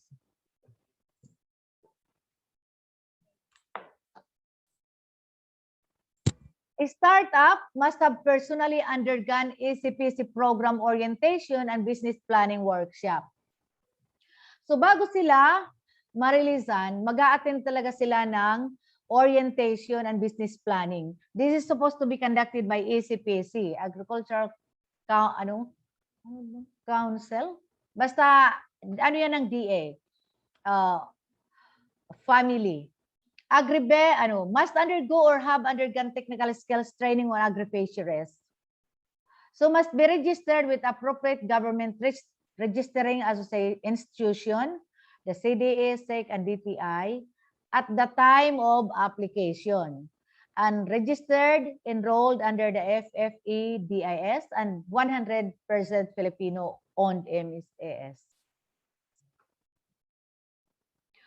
For individual small and farmer fisher folks naman, must meet the criteria for small farmer and fisher folks as defined by the law, must be registered, enrolled in the registry system for basic sector in agriculture, the RSBSA.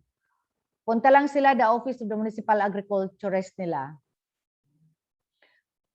Currently engaged or willing to undertake the agri-fishery related activities to be financed by the program must be certified by OWA to have lost their overseas employment. This is for the overseas Filipino workers due to COVID-19 pandemic, and must be registered or enrolled under the RSBSA again, and must be willing to undertake capacity building activities as may be required under the program, and must be in the Philippines at the time of loan application and subject himself herself to CI or BI activities of the ACPC's partner lending conduits.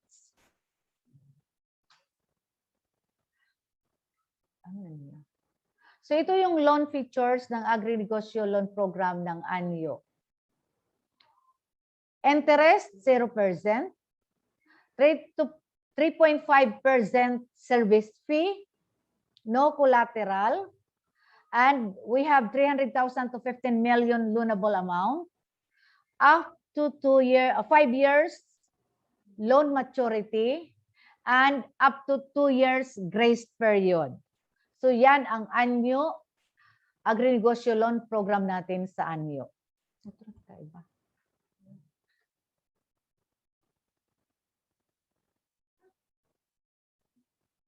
Okay na ba? Sige pa ba? Okay, we have another sikat saka. Ito na mga kuha nala diretso.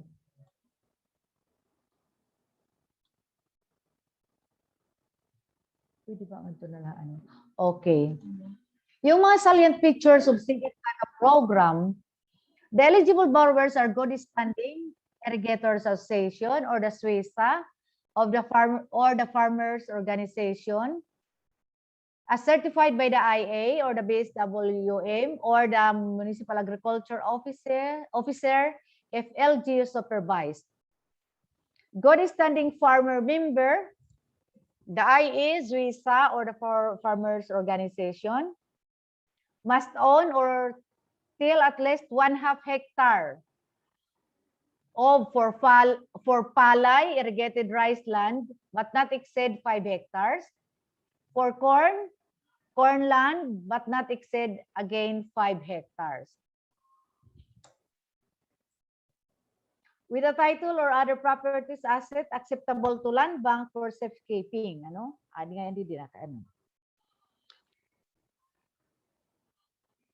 Eligible borrowers has no outstanding loan with land bank and its conduits for palay production at the time of loan application as certified by the endorsing service conduit.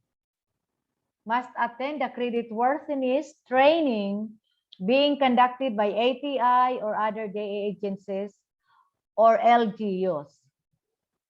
For corn, must have an identified market for his or her produce, preferably through purchase order with the reliable buyers, such as corn harvest processing and trading centers, and other reliable buyers. For palay naman, palay production in irrigated rice lands.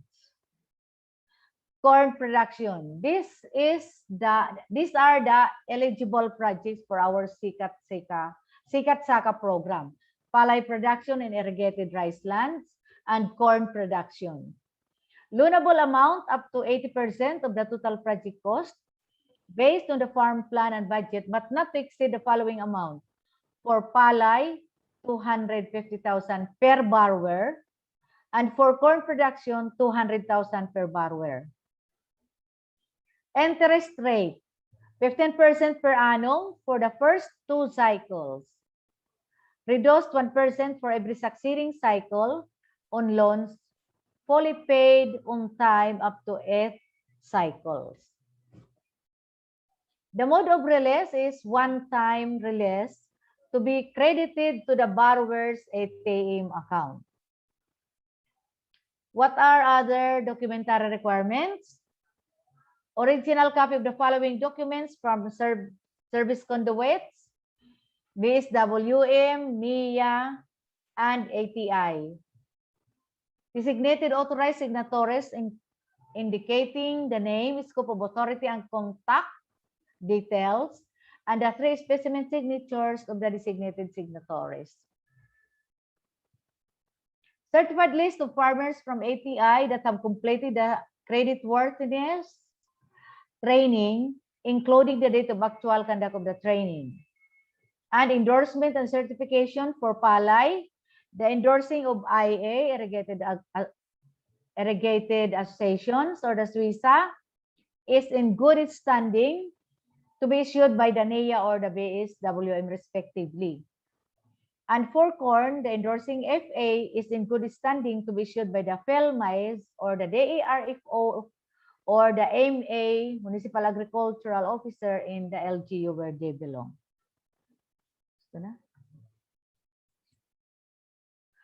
Another documentary requirement, endorsement of farmers by participating service conduits together with the following.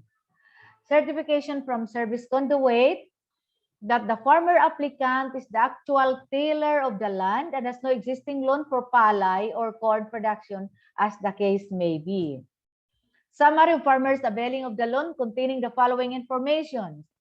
Name of farmer, address, location of farm, hectareage, amount of loan being applied. And original land title of any proof of ownership for other properties, assets, acceptable to land banks, such as certificate of registration. And the farm plan and budget duly signed by the DA, representative, or the municipal agricultural officers, or the technician where the farmer belongs. Copy of the purchase order of marketing contract for palay, the NFA, or other reliable buyers if applicable. For corn, reliable buyers as endorsed by the Corn Board. Again, certificate of trainings attended on the program or similar extension and training services on the subject conducted by ATI, other DA concerned agencies, and other LGUs.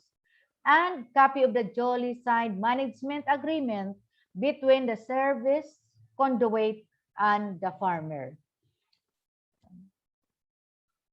For loan approval and release and repayment, the farmers are required to open an ATM deposit account with the nearest land bank branch. Loan proceeds and collection shall be credited to and debited from the borrower's ATM deposit account, respectively. So, those are some of our lending programs of the Department of Agriculture that a farmers, individual, or associations can be availed. Thank you po, ma'am. Ma'am Nemi Aurora Avalos, thank you po ma'am sa inyong pagbabahagi ng inyong presentation regarding sa mga plans and programs as well as the trainings provided by the Department of Agriculture to our farmers, fish folks, and other associations and organizations. So maya-maya po ma'am, magkakaroon po tayo ng open forum. So meron po tayong makasama dito ngayon, dito sa studio, and at the same time nasa Zoom po, na mga members ng Integrated Peace and Development Workers Association at may mga katanungan po sila with regards to your discussion, ma'am. But in a while, i-acknowledge po muna natin ang Dole Western Leyte Field Officer ng Ormoc City, Sir Joselito Iganya. Sir, good morning. Good morning. Yes, sir. Good morning po. Welcome sa aming Fearless webinar. Thank you po. And we're glad na na-invite po kami. Text lang. Ni-text lang ako ni Sir Noel. So, pag siya, wala lang, walang hindian yan. Sabi na, why pugsaray, pero why balibaray? So, I will always be with kung ano man activities na ibibigay, lalo na sa mga natin, lalo sa Philippine Army kung anong request. I will always be at your assistance anytime. Thank you and good morning. Yes, sir. Thank you, sir. Thank you rin po sa inyong pagpapaunlak, sir. Sir, maraming salamat sir Tulit sa pagpa-unlock nyo. Alam ko marami kayong mga programs din at one time invite nga rin namin kayo. Malaki yung Yes po, okay, anytime. Anytime po. Yes sir, maraming malaking tulong ito sir sa isinusulong nating programa sa ilalim ng ating task force LCA. Sir, maraming salamat sir. Baka may mga tanong sila mamaya related sa labor. Sige po. Nandiyan kayo sir na pwedeng sumagot. Maraming salamat sir. Sige po. Salamat din po, sir. Thank you po, Sir Marcelito Eganya. And kasama rin po natin ang City Agriculture ng Ormoc City. Good morning po, ma'am, sir.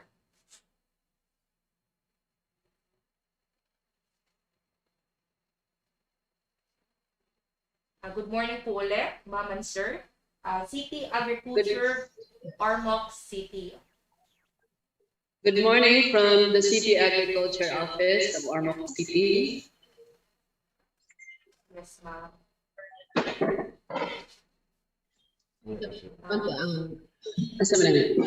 Okay.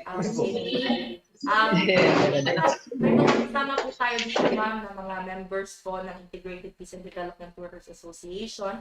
If ever, may mga questions po sila, kasama kasi po natin dito ang from Ormoc City na IPDUA. So maya-maya po, mag-open forum po tayo ay may mga katalungan po sila.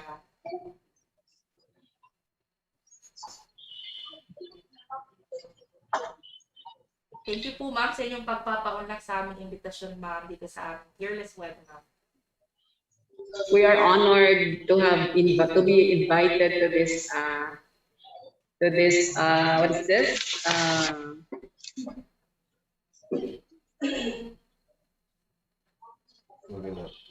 Webinar, ma'am, webinar. A webinar for our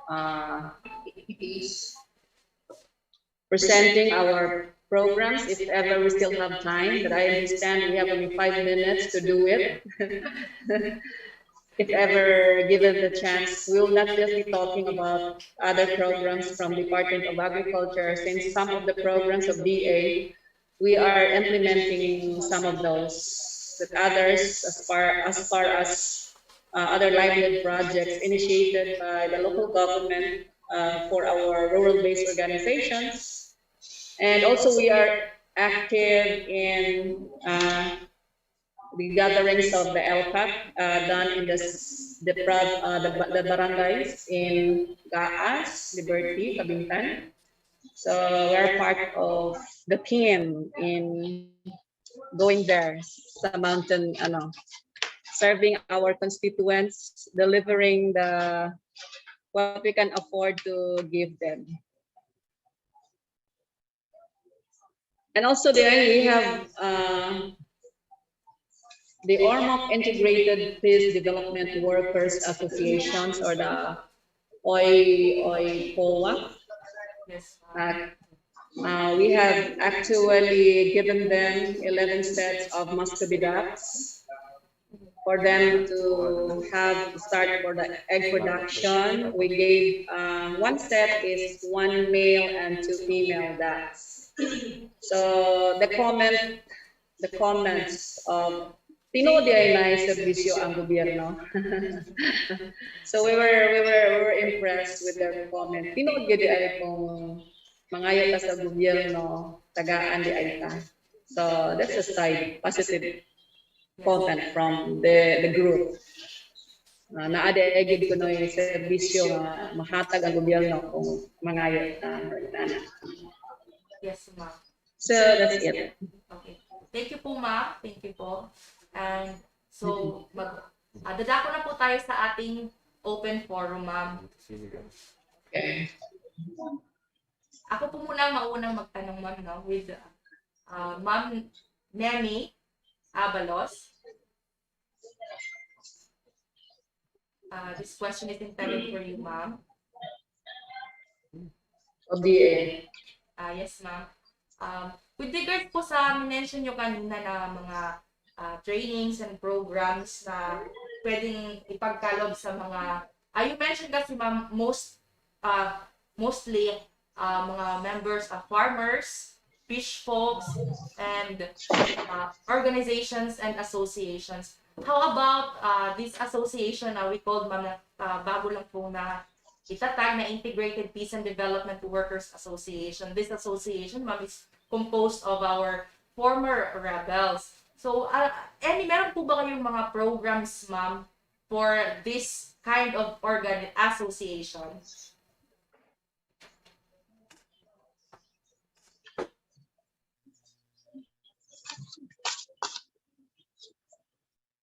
Nemi. Si Ma'am Nemi or? Anybody ma'am from the Department of Agriculture. As far as, good morning, as far as the city agriculture office, we're always open. We're always open to any de OIPOA associations is concerned, if ever Carabao dispersal or livelihood on rabbit racing, because we are also doing that in place or a substitute for swine racing. We have also, if they could also propose to us communal gardening, we could also provide them their needs. Ang katapat lang anak proposal ragyod, a letter of intent or letter of request, and then we will always make the proposal for it to be approved to the city mayor.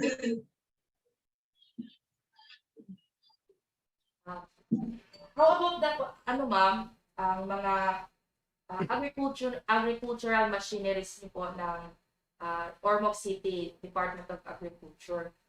Pwede po bang maka-avail ang ating mga members ng Ormoc Integrated Peace and Development Workers Association? And in what way po na pwede silang maka-avail? Maka-avail? Yes. Actually, our services for tractor, minimum rental fees of 1,008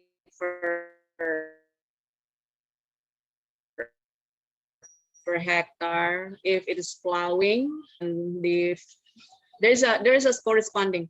But if they would like to ask or avail the grant from the Center of Development for Mechanization, they could also make a letter, and then we will endorse that letter of intent to PhilMec if they would like to avail. Because here in Ormoc, we don't give a grant to them, but we will just facilitate. What we have is the services of a tractor with a corresponding maintenance fee in a per hectare basis. So farm machineries, actually we have cooperatives, farmers associations who availed already the grant from PhilMec. So what they need is make their intent to our local government or to the city agriculture care of, and then we will be the one to facilitate it to the PhilMec for the slot, because we're still, they said the PhilMec has still 3 years to provide those who are interested and those who can qualify for the requirements. Yes, ma'am. Sir, kasama po natin ngayon ang presidente ng Ormoc Integrated Peace and Development Workers Association. Sir, if meron po kayong mga katanungan.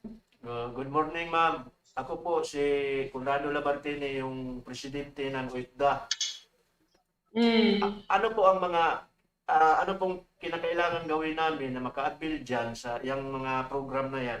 Ano ang mga requirements na kailangan para dalhin dyan sa inyo? Okay. Sir, yun lang sir ang requirements. Maggawa mo na kayo ng letter of intent na gusto nyo mag-avail ng tractor, gusto nyo mag-avail ng transplanter, gusto nyo mag-avail ng harvester kung mayroon kayong area na for consideration. And then when you come to our office, we will give you the whole list na kailangan nating i-accomplish. Then we will forward that to PhilMec for them to decide and for them to see, i-validate pa man ang inyong request, i-validate pa na sa field kung okay ba ang inyong hectareage, kung pila ka hektarya gyud ang gikinahanglan, minimum requirement. But however, Rico please, Rico, we have with us our agriculture engineer, Engineer Rico Puno, not the singer, but the engineer, who can also help. He's the one facilitating the machineries for PhilMec. We have with us Engineer Rico Puno. Sa ko na yung mga requirements. Requirements for PhilMec. Okay. Ang first lang, at least 50 hectares ang ilang coverage area per association. And then And members registered association, na sa RSBSA. And then list of farm machineries sa ilang association. If there is Okay. existing farm machineries available in the association. Tapos ito list sa mga officers, mga members. Tapos ready for letter of intent. Letter of intent address sa PhilMec. And then for for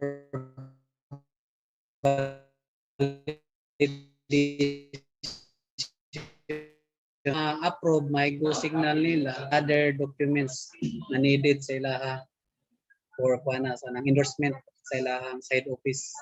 So, pangutana sir, ang imong area of hectareage sa inyong total association sir, ni abot ba na og 50 hectares? Na by 50 hectares sir or more than 50 meters? Hectares. Wala pa ma'am, Sa imong rice area? Pila sir? Masyadong malaki. Nahirapan na kami sa 1 hektar lang. Mahirap na natin. Ay, wala silang kuwan? Ano na yan? Yung requirements na yan. So ano lang sir, kung ganyan, you can always borrow, can always ask, request for our provision sa tractor services kung 1 hectare lang. Okay, we will be providing man sa pengalan 1,008 per hectare. Kaya naaman lang sa ordinance ang among rental fee sa tractor. And then, kung naatay kung gagmay lang, naman tayo available na tractor na gagmay, no?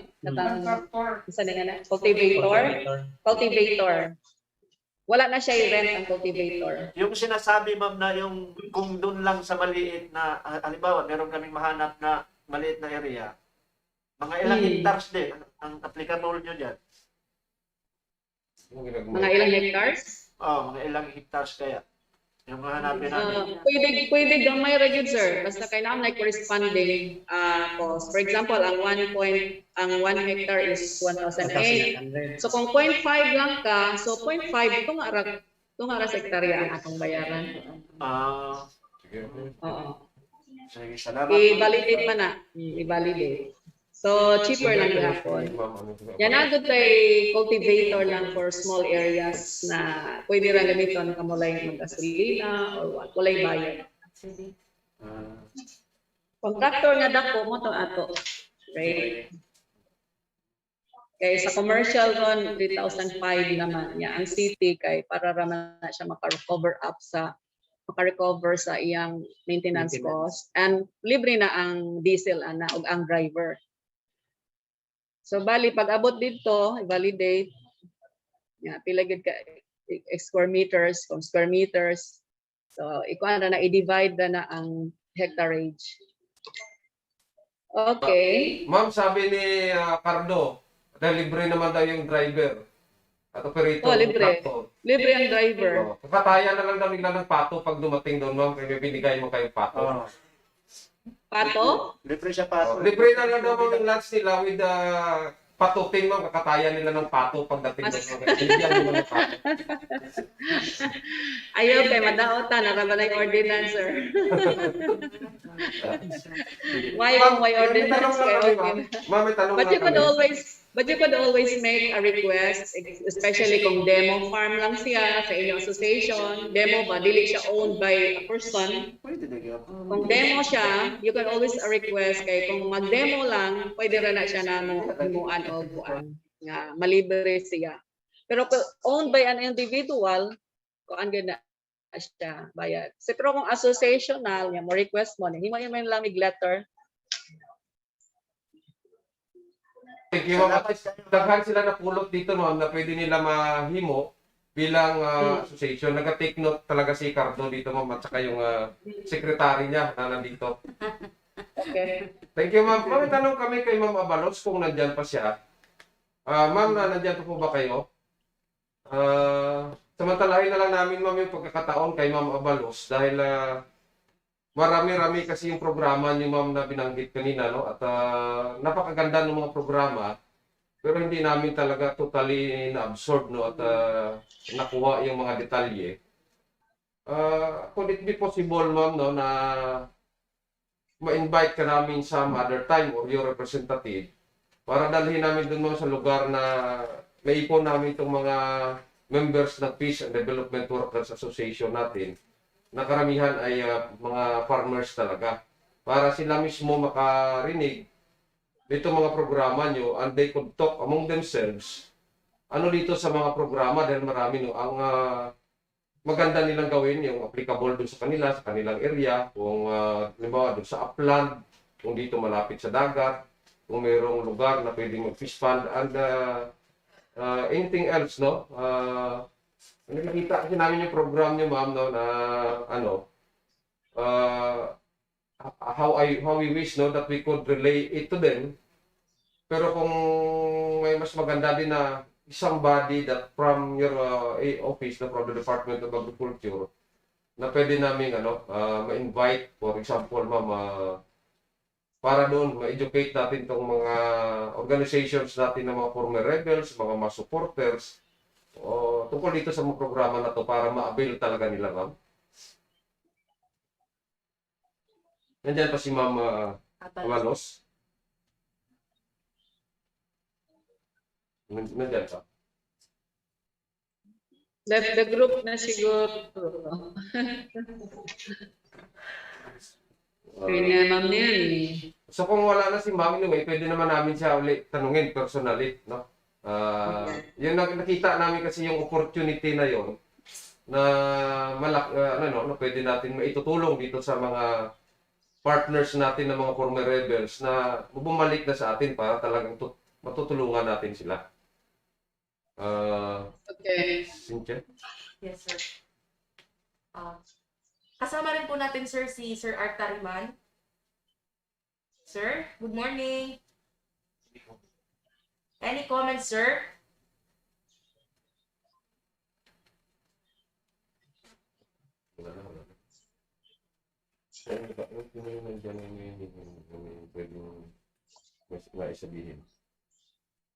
Sir, kung mayroon po kayong gustong sabihin, sir.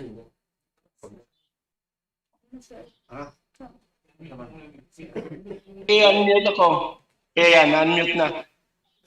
Ma'am, ang tanong ko kanina sa Department of Agriculture, marami mahahaba yung diniscuss nila ng mga programa. Pero isang selling point nakikita natin doon, dina-download nila sa LGUs yung mga programa.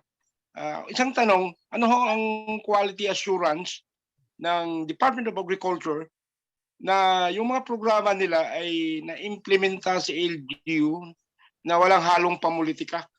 Alam naman din ng reality minsan, pagdating sa baba, nahahaluan na ng politika. Meron ba silang quality assurance mechanism na in-implement para to ensure na wala hong panig, wala hong pinapanigan sa implementation sa programa at the LGU level? Pwedeng masagot ng yan, taga-DA, hindi na. Ano ko nila masigurado na nabigay sa tao ang kasi may marami tayong naririnig, hindi na lang natin ibanggitin yung mga LGU na may mga LGU na medyo parang alanganin, lalo na may medyo nahahaluan ng politika. Kaya minsan may mga nagrereklamo na hindi nila maabil yung program dahil may pinipili ang LGU. Paano ho yung mechanism natin dyan na masigurado natin hindi ho mahaluan? Okay.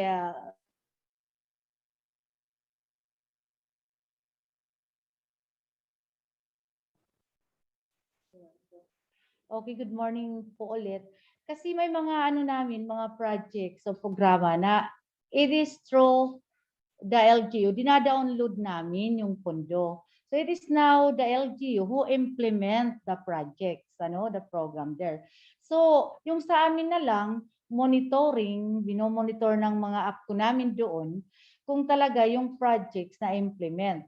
At meron din naman mga programa na direct from the region na avail ng mga associations o organizations kung nagsasubmit sila ng mga complete requirements. Dinadirect namin yung pag-deliver, halimbawa ng mga planting materials, jackfruit, coffee, or banana, idinadirect namin ang delivery to the farmers associations na nag-request. Parang yung MA, ina-inform lang namin na meron kami dineliver ng mga planting materials to these associations. So, yun lang sir, yung amin. Ano ba yung?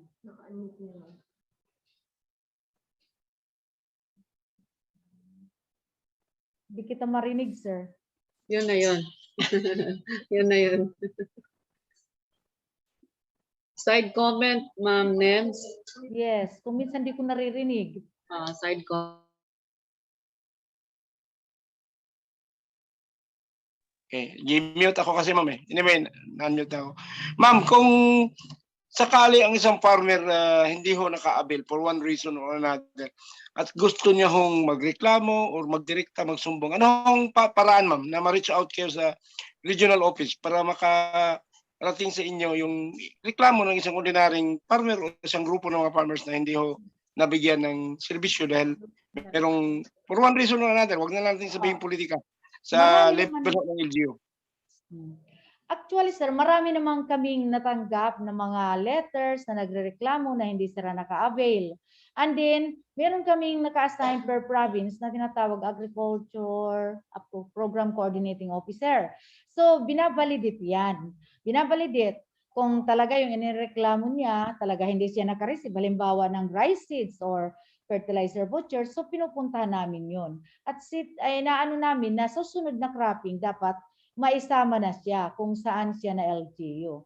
At yung iba naman, like farmers, gusto mag-avail ng rice seeds, hindi naman pumupunta doon sa Municipal Agriculture Office or the City Agriculture Office kung saan sila naka-base. Kasi yung master listing ng mga farmers who wants to avail this rice seeds, halimbawa, magtitikang dito magagaling sa LGU where their farm are located. So pagdating sa ating mga investigasyon ma'am sa mga ganun, may mga sulat naman pala nakarating sa inyo. Meron ba tayong findings na isang LGU talagang may pagkukulang for one reason or another sa pag-deliver ng serbisyo na dinownload nyo, dinibold ninyo sa kanila? Meron ba tayong ganung findings? Nagsasabit ng report yung app ko na assigned dyan. And then, sa next cropping, we see to it that he will now be included for the next cropping. Meron ba tayong findings? Sa LGU. Pero, yung nagsasabit ng report, yung assigned na app ko sa isang province. Ma'am, lilinawin ko mama parang makuha mo na maayos yung punto ko. Nirereklamo natin ng LGU. So pag ang LGU rin ang tanungin mo, siyempre sabihin nilang gano'n. Mayroon ba tayong mechanism? Kaya tinatanong ko, kasi ninyo, dinownload sa LGU, meron ba kayong mechanism to see to it na implemented? Kasi pinag-usapan ho natin ito ma'am, is good governance. Kaya nga sabi natin na ang ating whole of government, whole of nation approach is anchored on good governance. Walang silbi ho lahat yan, kundi ho maganda yung good governance. Kaya yung delivery of services na walang pinig good governance.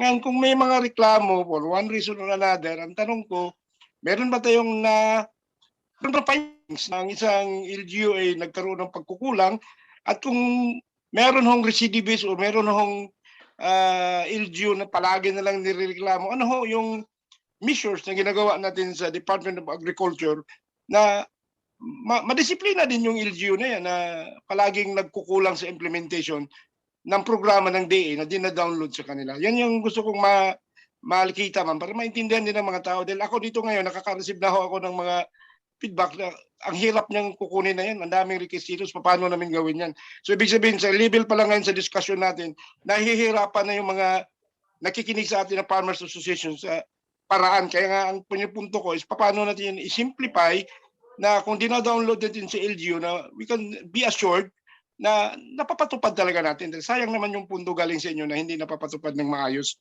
ng LGU. Kaya yan tinatanong ko, quality assurance na ginagawa o ginagampanan natin sa DA para to see to it na implemented yung program na deliver natin sa intended ho na beneficiary sana. Meron naman sir ginagawa ang DA sa mga ganyang reklamo. Nag-aano naman ng DA ng team kung talagang nag-aano ng team na mag-investigate doon sa mga LGUs kung ano ang mga reklamo.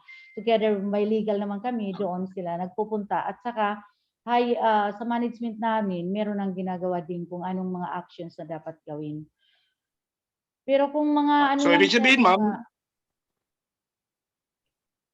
ano sir? so ang ibig sabihin ho, ma'am, meron ho mechanism. Yan ang punto ko. Meron, Na meron. while we you don't namin. so assured ng Nagkakandak ating ng mga investigation. assured yung ating mga farmer beneficiary, ma'am, na kung sakaling hindi ho sila deliberately nabigyan dahil meron hong pinipaboran, pwede ho silang umakyat sa level nyo. Yun na yung punto ko, ma'am. At paano ba kayo ma-reach out, ma'am? Mabuting mabigay din yung complete address, email ad, o kung saan sila magtatawag o magsusumbong o sila, sir, mag-inquire. Pwede sila sumulat sa Office of the Regional Director namin. Open naman yung ano namin. Pwede rin sila mag-email. We can give you the email ad. Ano ho yung email ad, ma'am? Ano ho yung email ad, ma'am? Tsaka ad, ma'am. Para sana ma-flash natin din. I-chat na lang natin. One thing, sir, i-chat ko na lang kasi ano ko pa yung official ano ng email namin. Sige, ma'am, mas magandang marilid yan sa brigade, ma'am, para sige, ulit-ulit ho papakita natin, ma'am. Anyway, weekly man tayo merong webinar, meron pa tayo ibang programa at ma-post din ng ito second perhaps sa kanyang page yung inyong address. Kasi ang nakita ko kasi, ma'am, kailangan ng wide dissemination yung program ninyo, ma'am, dahil magandang programa, maraming opportunities. Kaso lang nga, hindi nga alam lahat ng ating farmers o mga intended beneficiary, including pressure folk. Sir, andun na yung email ad namin.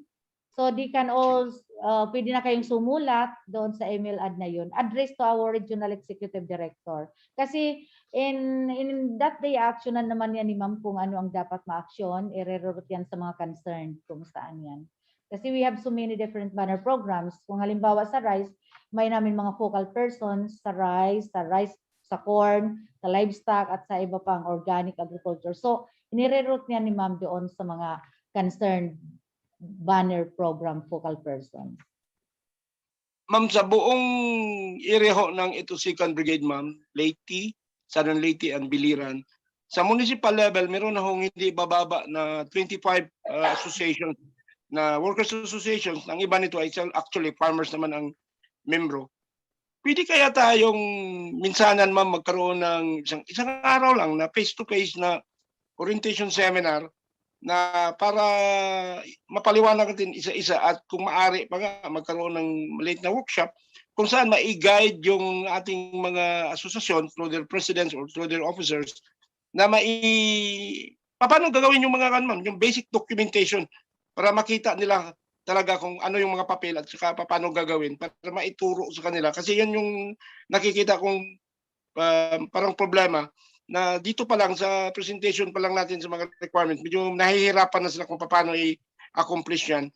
So mas magandang magkaroon tayo ng face-to-face engagement with these associations and other associations. Aside from that, meron pa namang ibang associations like yung sa Baybay, hindi naman FR yun, pero pwede din i-fuse in natin yung programa natin dun sa naumpisahan nila. So, pwede kaya daw makagawa, ma'am, ng ganong klaseng seminar, maski by province lang, iba sa Biliran, iba sa Southern Leyte, Ang iba naman sa Leyte, piniging hatiin ng Leyte dahil malaki ang Leyte. Para magkaroon tayo ng face-to-face engagement with this association. Sir, yung magiging proposed participants natin, yung mga, mga Yung mga associations, ma'am. Yung registered farmer associations. associations. Itong mga registered na associations na, yung nabuo na ng mga grupo, para, kasi right now, nag-i-engage tayo sa TISDA, sa training. Ngayon, ang value chain concept na pinasok natin, na kailangang makadugtong din yung ibang agencies. Kasi, ang nakita ho natin, hindi ho stand-alone yung skills training lang kung wala din yung ibang programs ng government na idugtong. So, kailangan magkadugtong-dugtong sila. So, mas maganda yung sa inyo ngayon, nakita ko, mas maintindihan yan pag ibaba natin yan on a seminar type na ang participants, ma'am, yung mga presidente o ibabang opisyalis, kung kayanin nga lahat ng officers, mas maganda. Walo ma'am, bawat asosasyon, pero mas malaking grupo yan. Or pwede naman din natin gawin per district, like for instance, just Leyte, for instance, there are 6 districts. So pwede natin ipagsama yung mga association sa isang distrito, pwedeng top 3 officers or kung kayanin top 8, yung 8 officers nila na executive officers, pwedeng yun ang magiging participants para medyo mas maraming maturuan at mas madaling i-disseminate yung information. Kasi yung napuna ko na kailangan talaga ngayon is information dissemination. Kasi nandiyan na yung program niyo eh.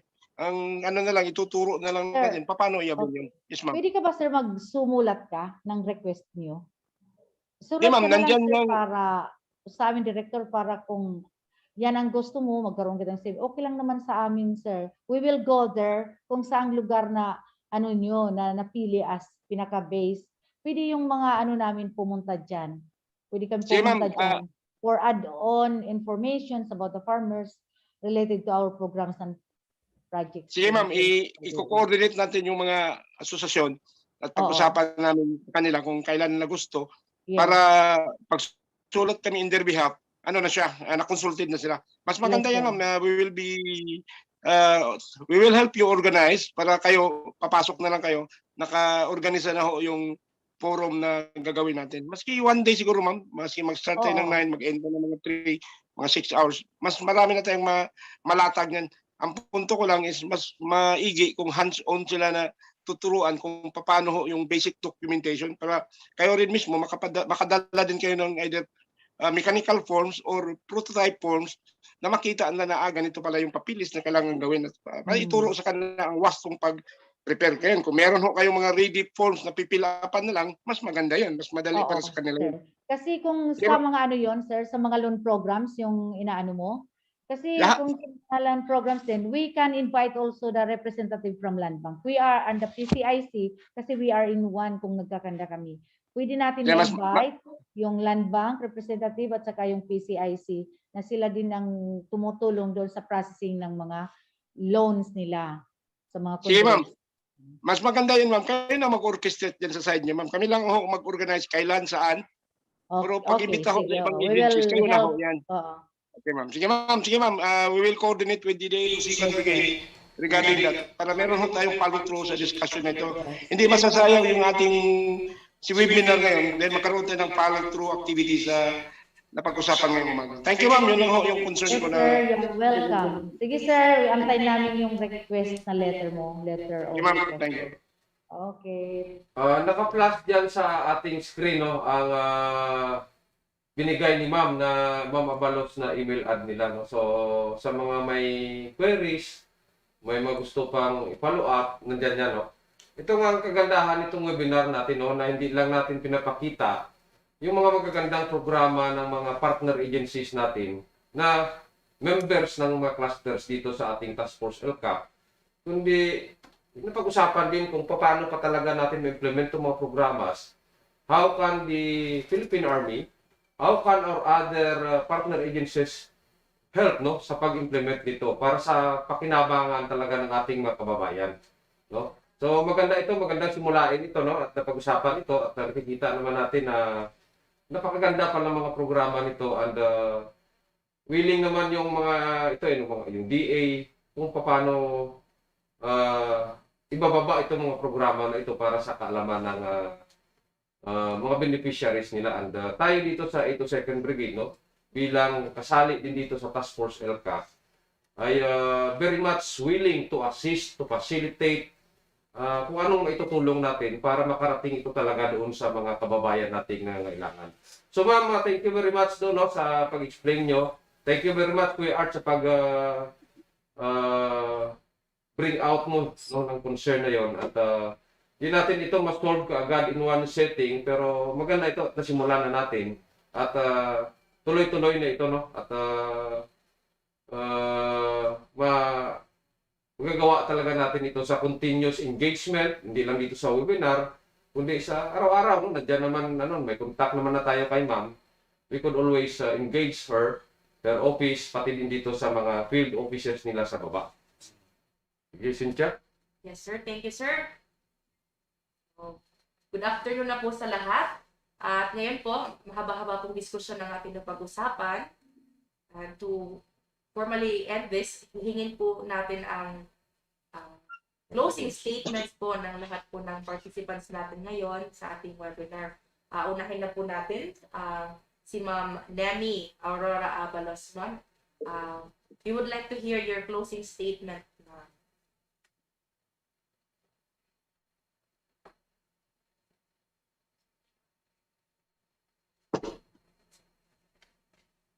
Ma'am Nemi Abalos. Si Tulis, si Ganyo. Wala pa si ma'am, si Sir Ganyo. Babalikan na lang. ba? Yes, ma'am. Yes. Any closing statement? Okay. Bakit ako? Okay, in behalf naman ng Department of Agriculture, through our Regional Executive Director, Director Angel C. Enriquez, we are very thankful that we had been invited for this webinar. At least, naipadinig namin sa lahat ng mga nag-attend dito, especially the farmers, individual, mga associations, mga individual, yung mga programa ng Department of Agriculture. So, hindi ito yung last na sabi niyo, i-invite kami ninyo, but magkakaroon din ng isang orientation day, sabi ni Sir kanina, na i-invite yung Department of Agriculture. So I will see to it that the team who will attend that proposed orientation is a complete team from the different banner programs. And also from the Land Bank and PCIC for them to know the actual requirements for the different loan programs of the Department of Agriculture. At salamat, maraming salamat sa lahat. Thank you po, Ma'am Nemi Abalos ng DA Region 8. Thank you rin po sa inyong pagbabahagi, ma'am, ng mga plano niyo po para po sa ating mga kababayan. Hingin rin po namin ang statement ng City Agriculture Office. Ma'am, kung nandyan pa po kayo, ma'am. Alive and kicking pa, ma'am. Yes, ma'am. Okay, so yan ang maganda sa webinar kasi walang pagkain. Kanya-kanya tayong kain. Virtual din. Kanya-kanya tayong kain. Okay, by 2022, the Mandanas ruling will now be implemented in which all the programs sa national government agencies na kaya sa LGU will be downloaded to the LGU. So, ang question ni Sir Arthur Tariman kanina nga kanang basing ko no mga political ang mga provision sa atong mga farmers basin na ay color coding sa mga pag-distribute. But I would say that here in Ormoc City, wala tay partial, dili ta partial sa mga political colors. We do serve our constituents, the farmers, the fisher folks, in several unsa nga category, abaka, rice, unsa na sila nga mga commodities, and rest assured that the LCAC in any invitations that they will be having or any talks or discussions that they will be making, rest assured that the city government of Ormoc, and in fact, the city agriculture is willing to be part of this development. Thank you. And in behalf of the city government of Ormoc, Honorable Richard I. Gomez, would like to say thank you for taking us part of this activity. Good morning. Good afternoon. Good God afternoon. bless. Good afternoon and God bless you too, ma'am. At daghang salamat po, ma'am, sa pag-uban namo diri sa among webinar karong adlaw. And ngayon naman po, from Dole of Ormoc City, late Field Officer, Sir Joselito Iganya, sir.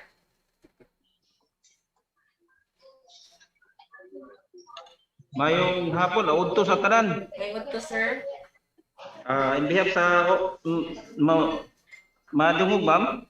Yes, sir. Loud and clear, sir. Okay, so in behalf sa Office of the Department of Labor and Employment, thank you for the invitation, short invitation. In so far as the office is concerned, nagpapasalamat kami, sir, na-present nyo itong tatlong proposals na nagbigay ng DOLE sa mga former rebels na sa baybay. Tatlo yun. Ito yun sa swine productions kabuangan, ampihan ng survivors sa laying egg o sa amuhan may patag survivors. Ito po yung mga proposals na na-approve po natin. Kami po ay palaging in assistance with the other agencies para sa kabubuti po through livelihood assistance, not only sa implementation sa labor standards po dito sa region natin. Ang akin lang po is we would like to remind na we have pending budget for the former rebels. I hope you remember po, if you can still remember, mayroon po tayong budget from the office of the Senator Bato. And we're waiting for, naghihintay po kami sa profiling nyo, nandun na po yung documents na ibigay namin sa bumisita sa amin ng mga sundalo last month. Ang sa amin lang po, we are hoping na, kasi you have yung tanong po ganina ni sir about pagkandak po ng orientation, kami po ay sa DOLE, nagkakaroon palagi po kami ng tinatawag na workshop.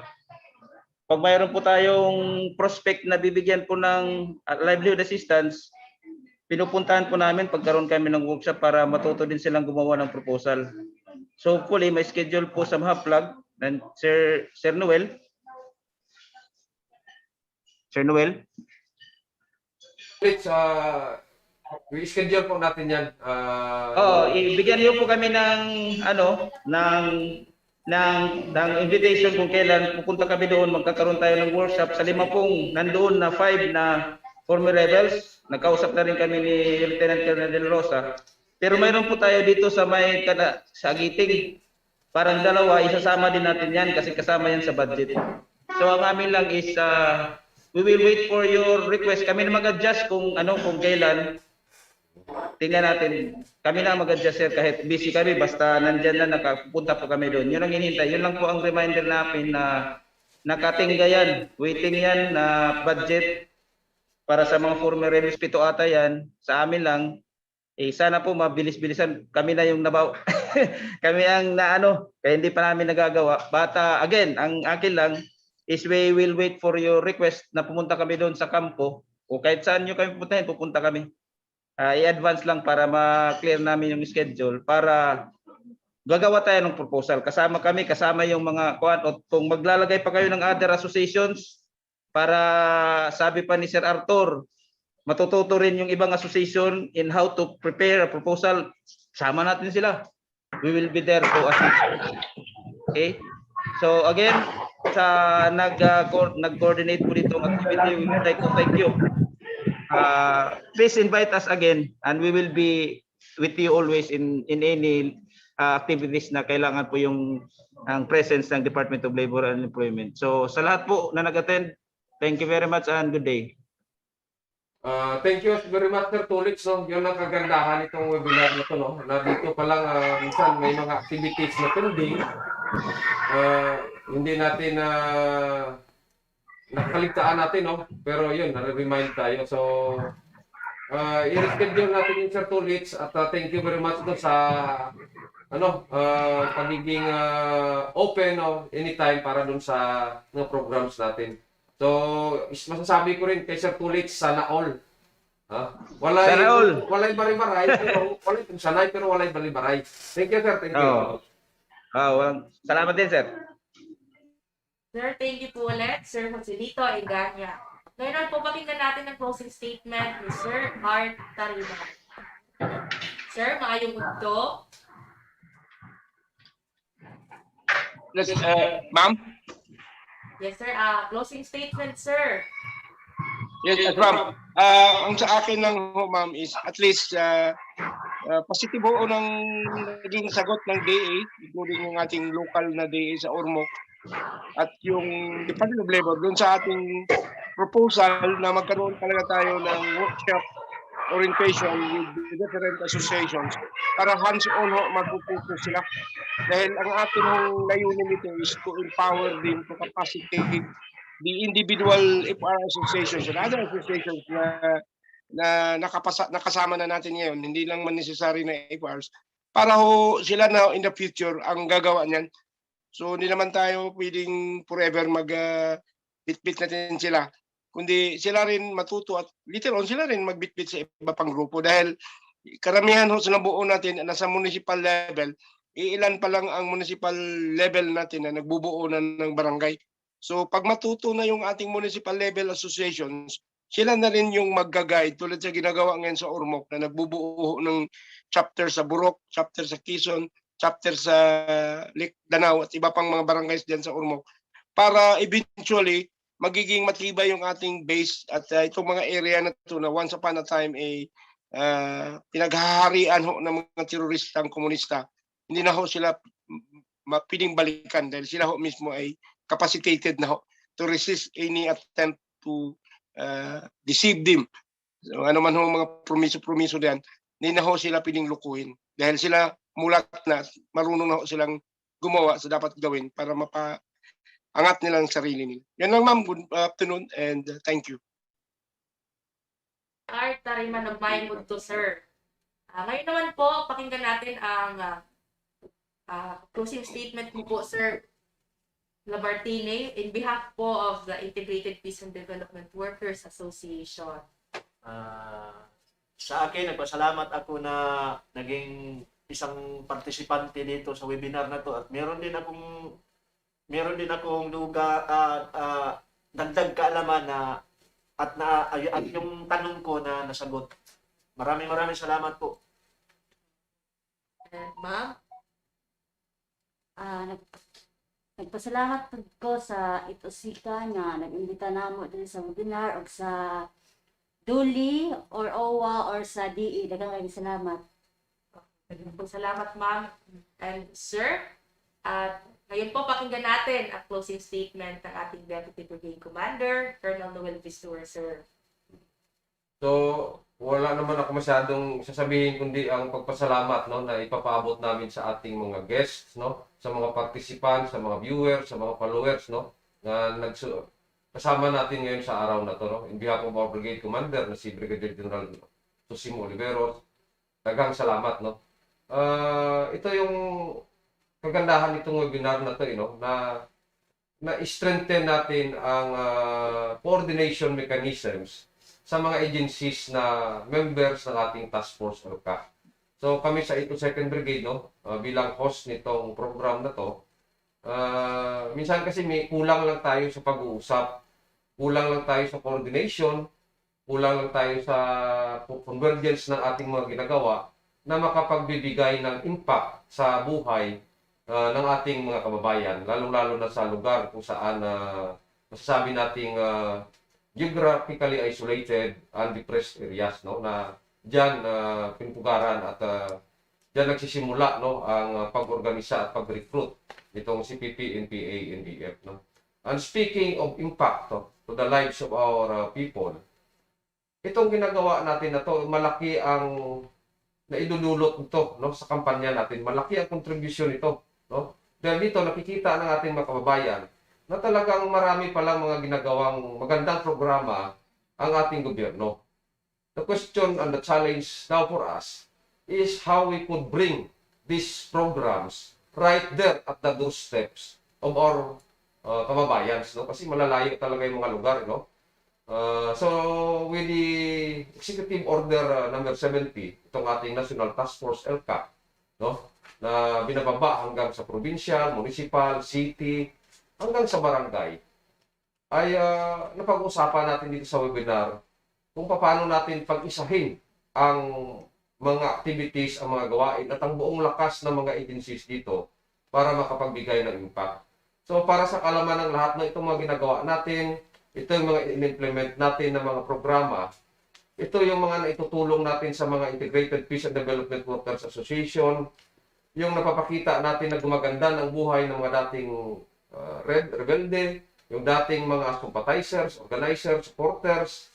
Ito din ang nakikita ng mga kababayan natin yan sa baba, no, na tumatahimik lang. Yun din ang kanilang motivation, no, upang hikayatin yung iba na bumalik na sa gobyerno at makiisa na sa laban natin para wakasan itong local communist conflict. Lately, no, sa mga nakalipas na araw, marami yung mga mass supporters, pati yung mga regular members, Carigara, doon sa Silago, sa Southern Leyte, sa Abuyog, dito sa mga areas natin, dito sa Ormoc, sa Kananga, no, nagbumaba, no? Dahil nakikita nila na marami pala talagang programa ng gobyerno na pwede nilang napakinabangan. Kisa naman na nandun sila natili sa bundok na namumuhay na may agam-agam, may takot sa kanilang sarili, no? So, malaking bagay ito yung mga ginagawa natin. And we are expecting, no, na pag marami na namang lalabas, no? And yung pinoproblema natin, pag lumabas sila, paano natin sila matutulungan? And with the presence of DA, no, ng DOLE, at iba, TESDA, no, hindi ko mababanggit, pero marami ng mga agencies, no, na nakakausap natin, nakikita natin yung mga programa na to, na pwede nating itutulong sa kanila. At habang natutulungan natin sila, we are expecting na more and more of them will come out. So, ang epekto nito sa overall, para bang habang patuloy ng Philippine Army hinahanap yung kanilang grupong armado, ay natatanggalan natin sila ng mass organizations na nagsisilbing, parang kung nanghuli ka ng isda ba, na habang hinuhuli mo yung isda, mahirap yun pagka malalim ang tubig na kanilang nilalangyan. Dito sa tulong natin sa ating mga kababayan, natatanggal natin yung tubig na kung saan lumalangoy yung mga isda ng mga armadong NPA, and later on, darating araw, wala na silang malalangoyan, madali na natin silang puhulihin. So again, unto naman yun. Again, maraming salamat and mayong unto sa atong tanan. So, sa lahat po ng mga nag-participate sa ating live ngayong umagang ito, maraming salamat po sa inyong pagpapaunlak sa aming imbitasyon, sa ating mga nakasama via Zoom, at mga nanood po sa ating Facebook and YouTube na live. Maraming salamat din po. So, dito po magtatapos ang ating webinar ngayong umagang ito. This has been your host, Private Cynthia Bayan. Binabati ko po kayong lahat ng maipundto sa akin.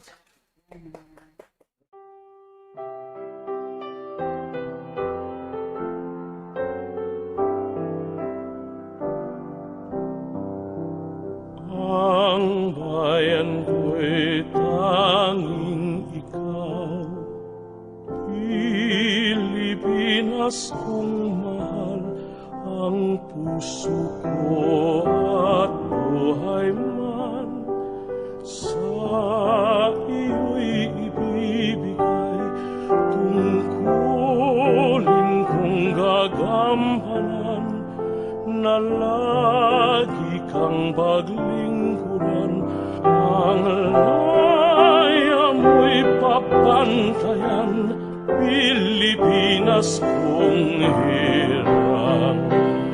Ang bayan ko'y tanging ikaw, Pilipinas kong mahal, ang puso ko at buhay man sa iyo'y ibibigay, tungkulin kong gagampanan na lagi kang paglingkuran, ang laya mo'y Pilipinas kong hirang, ang laya mo'y babantayan. Pilipinas kong hirang.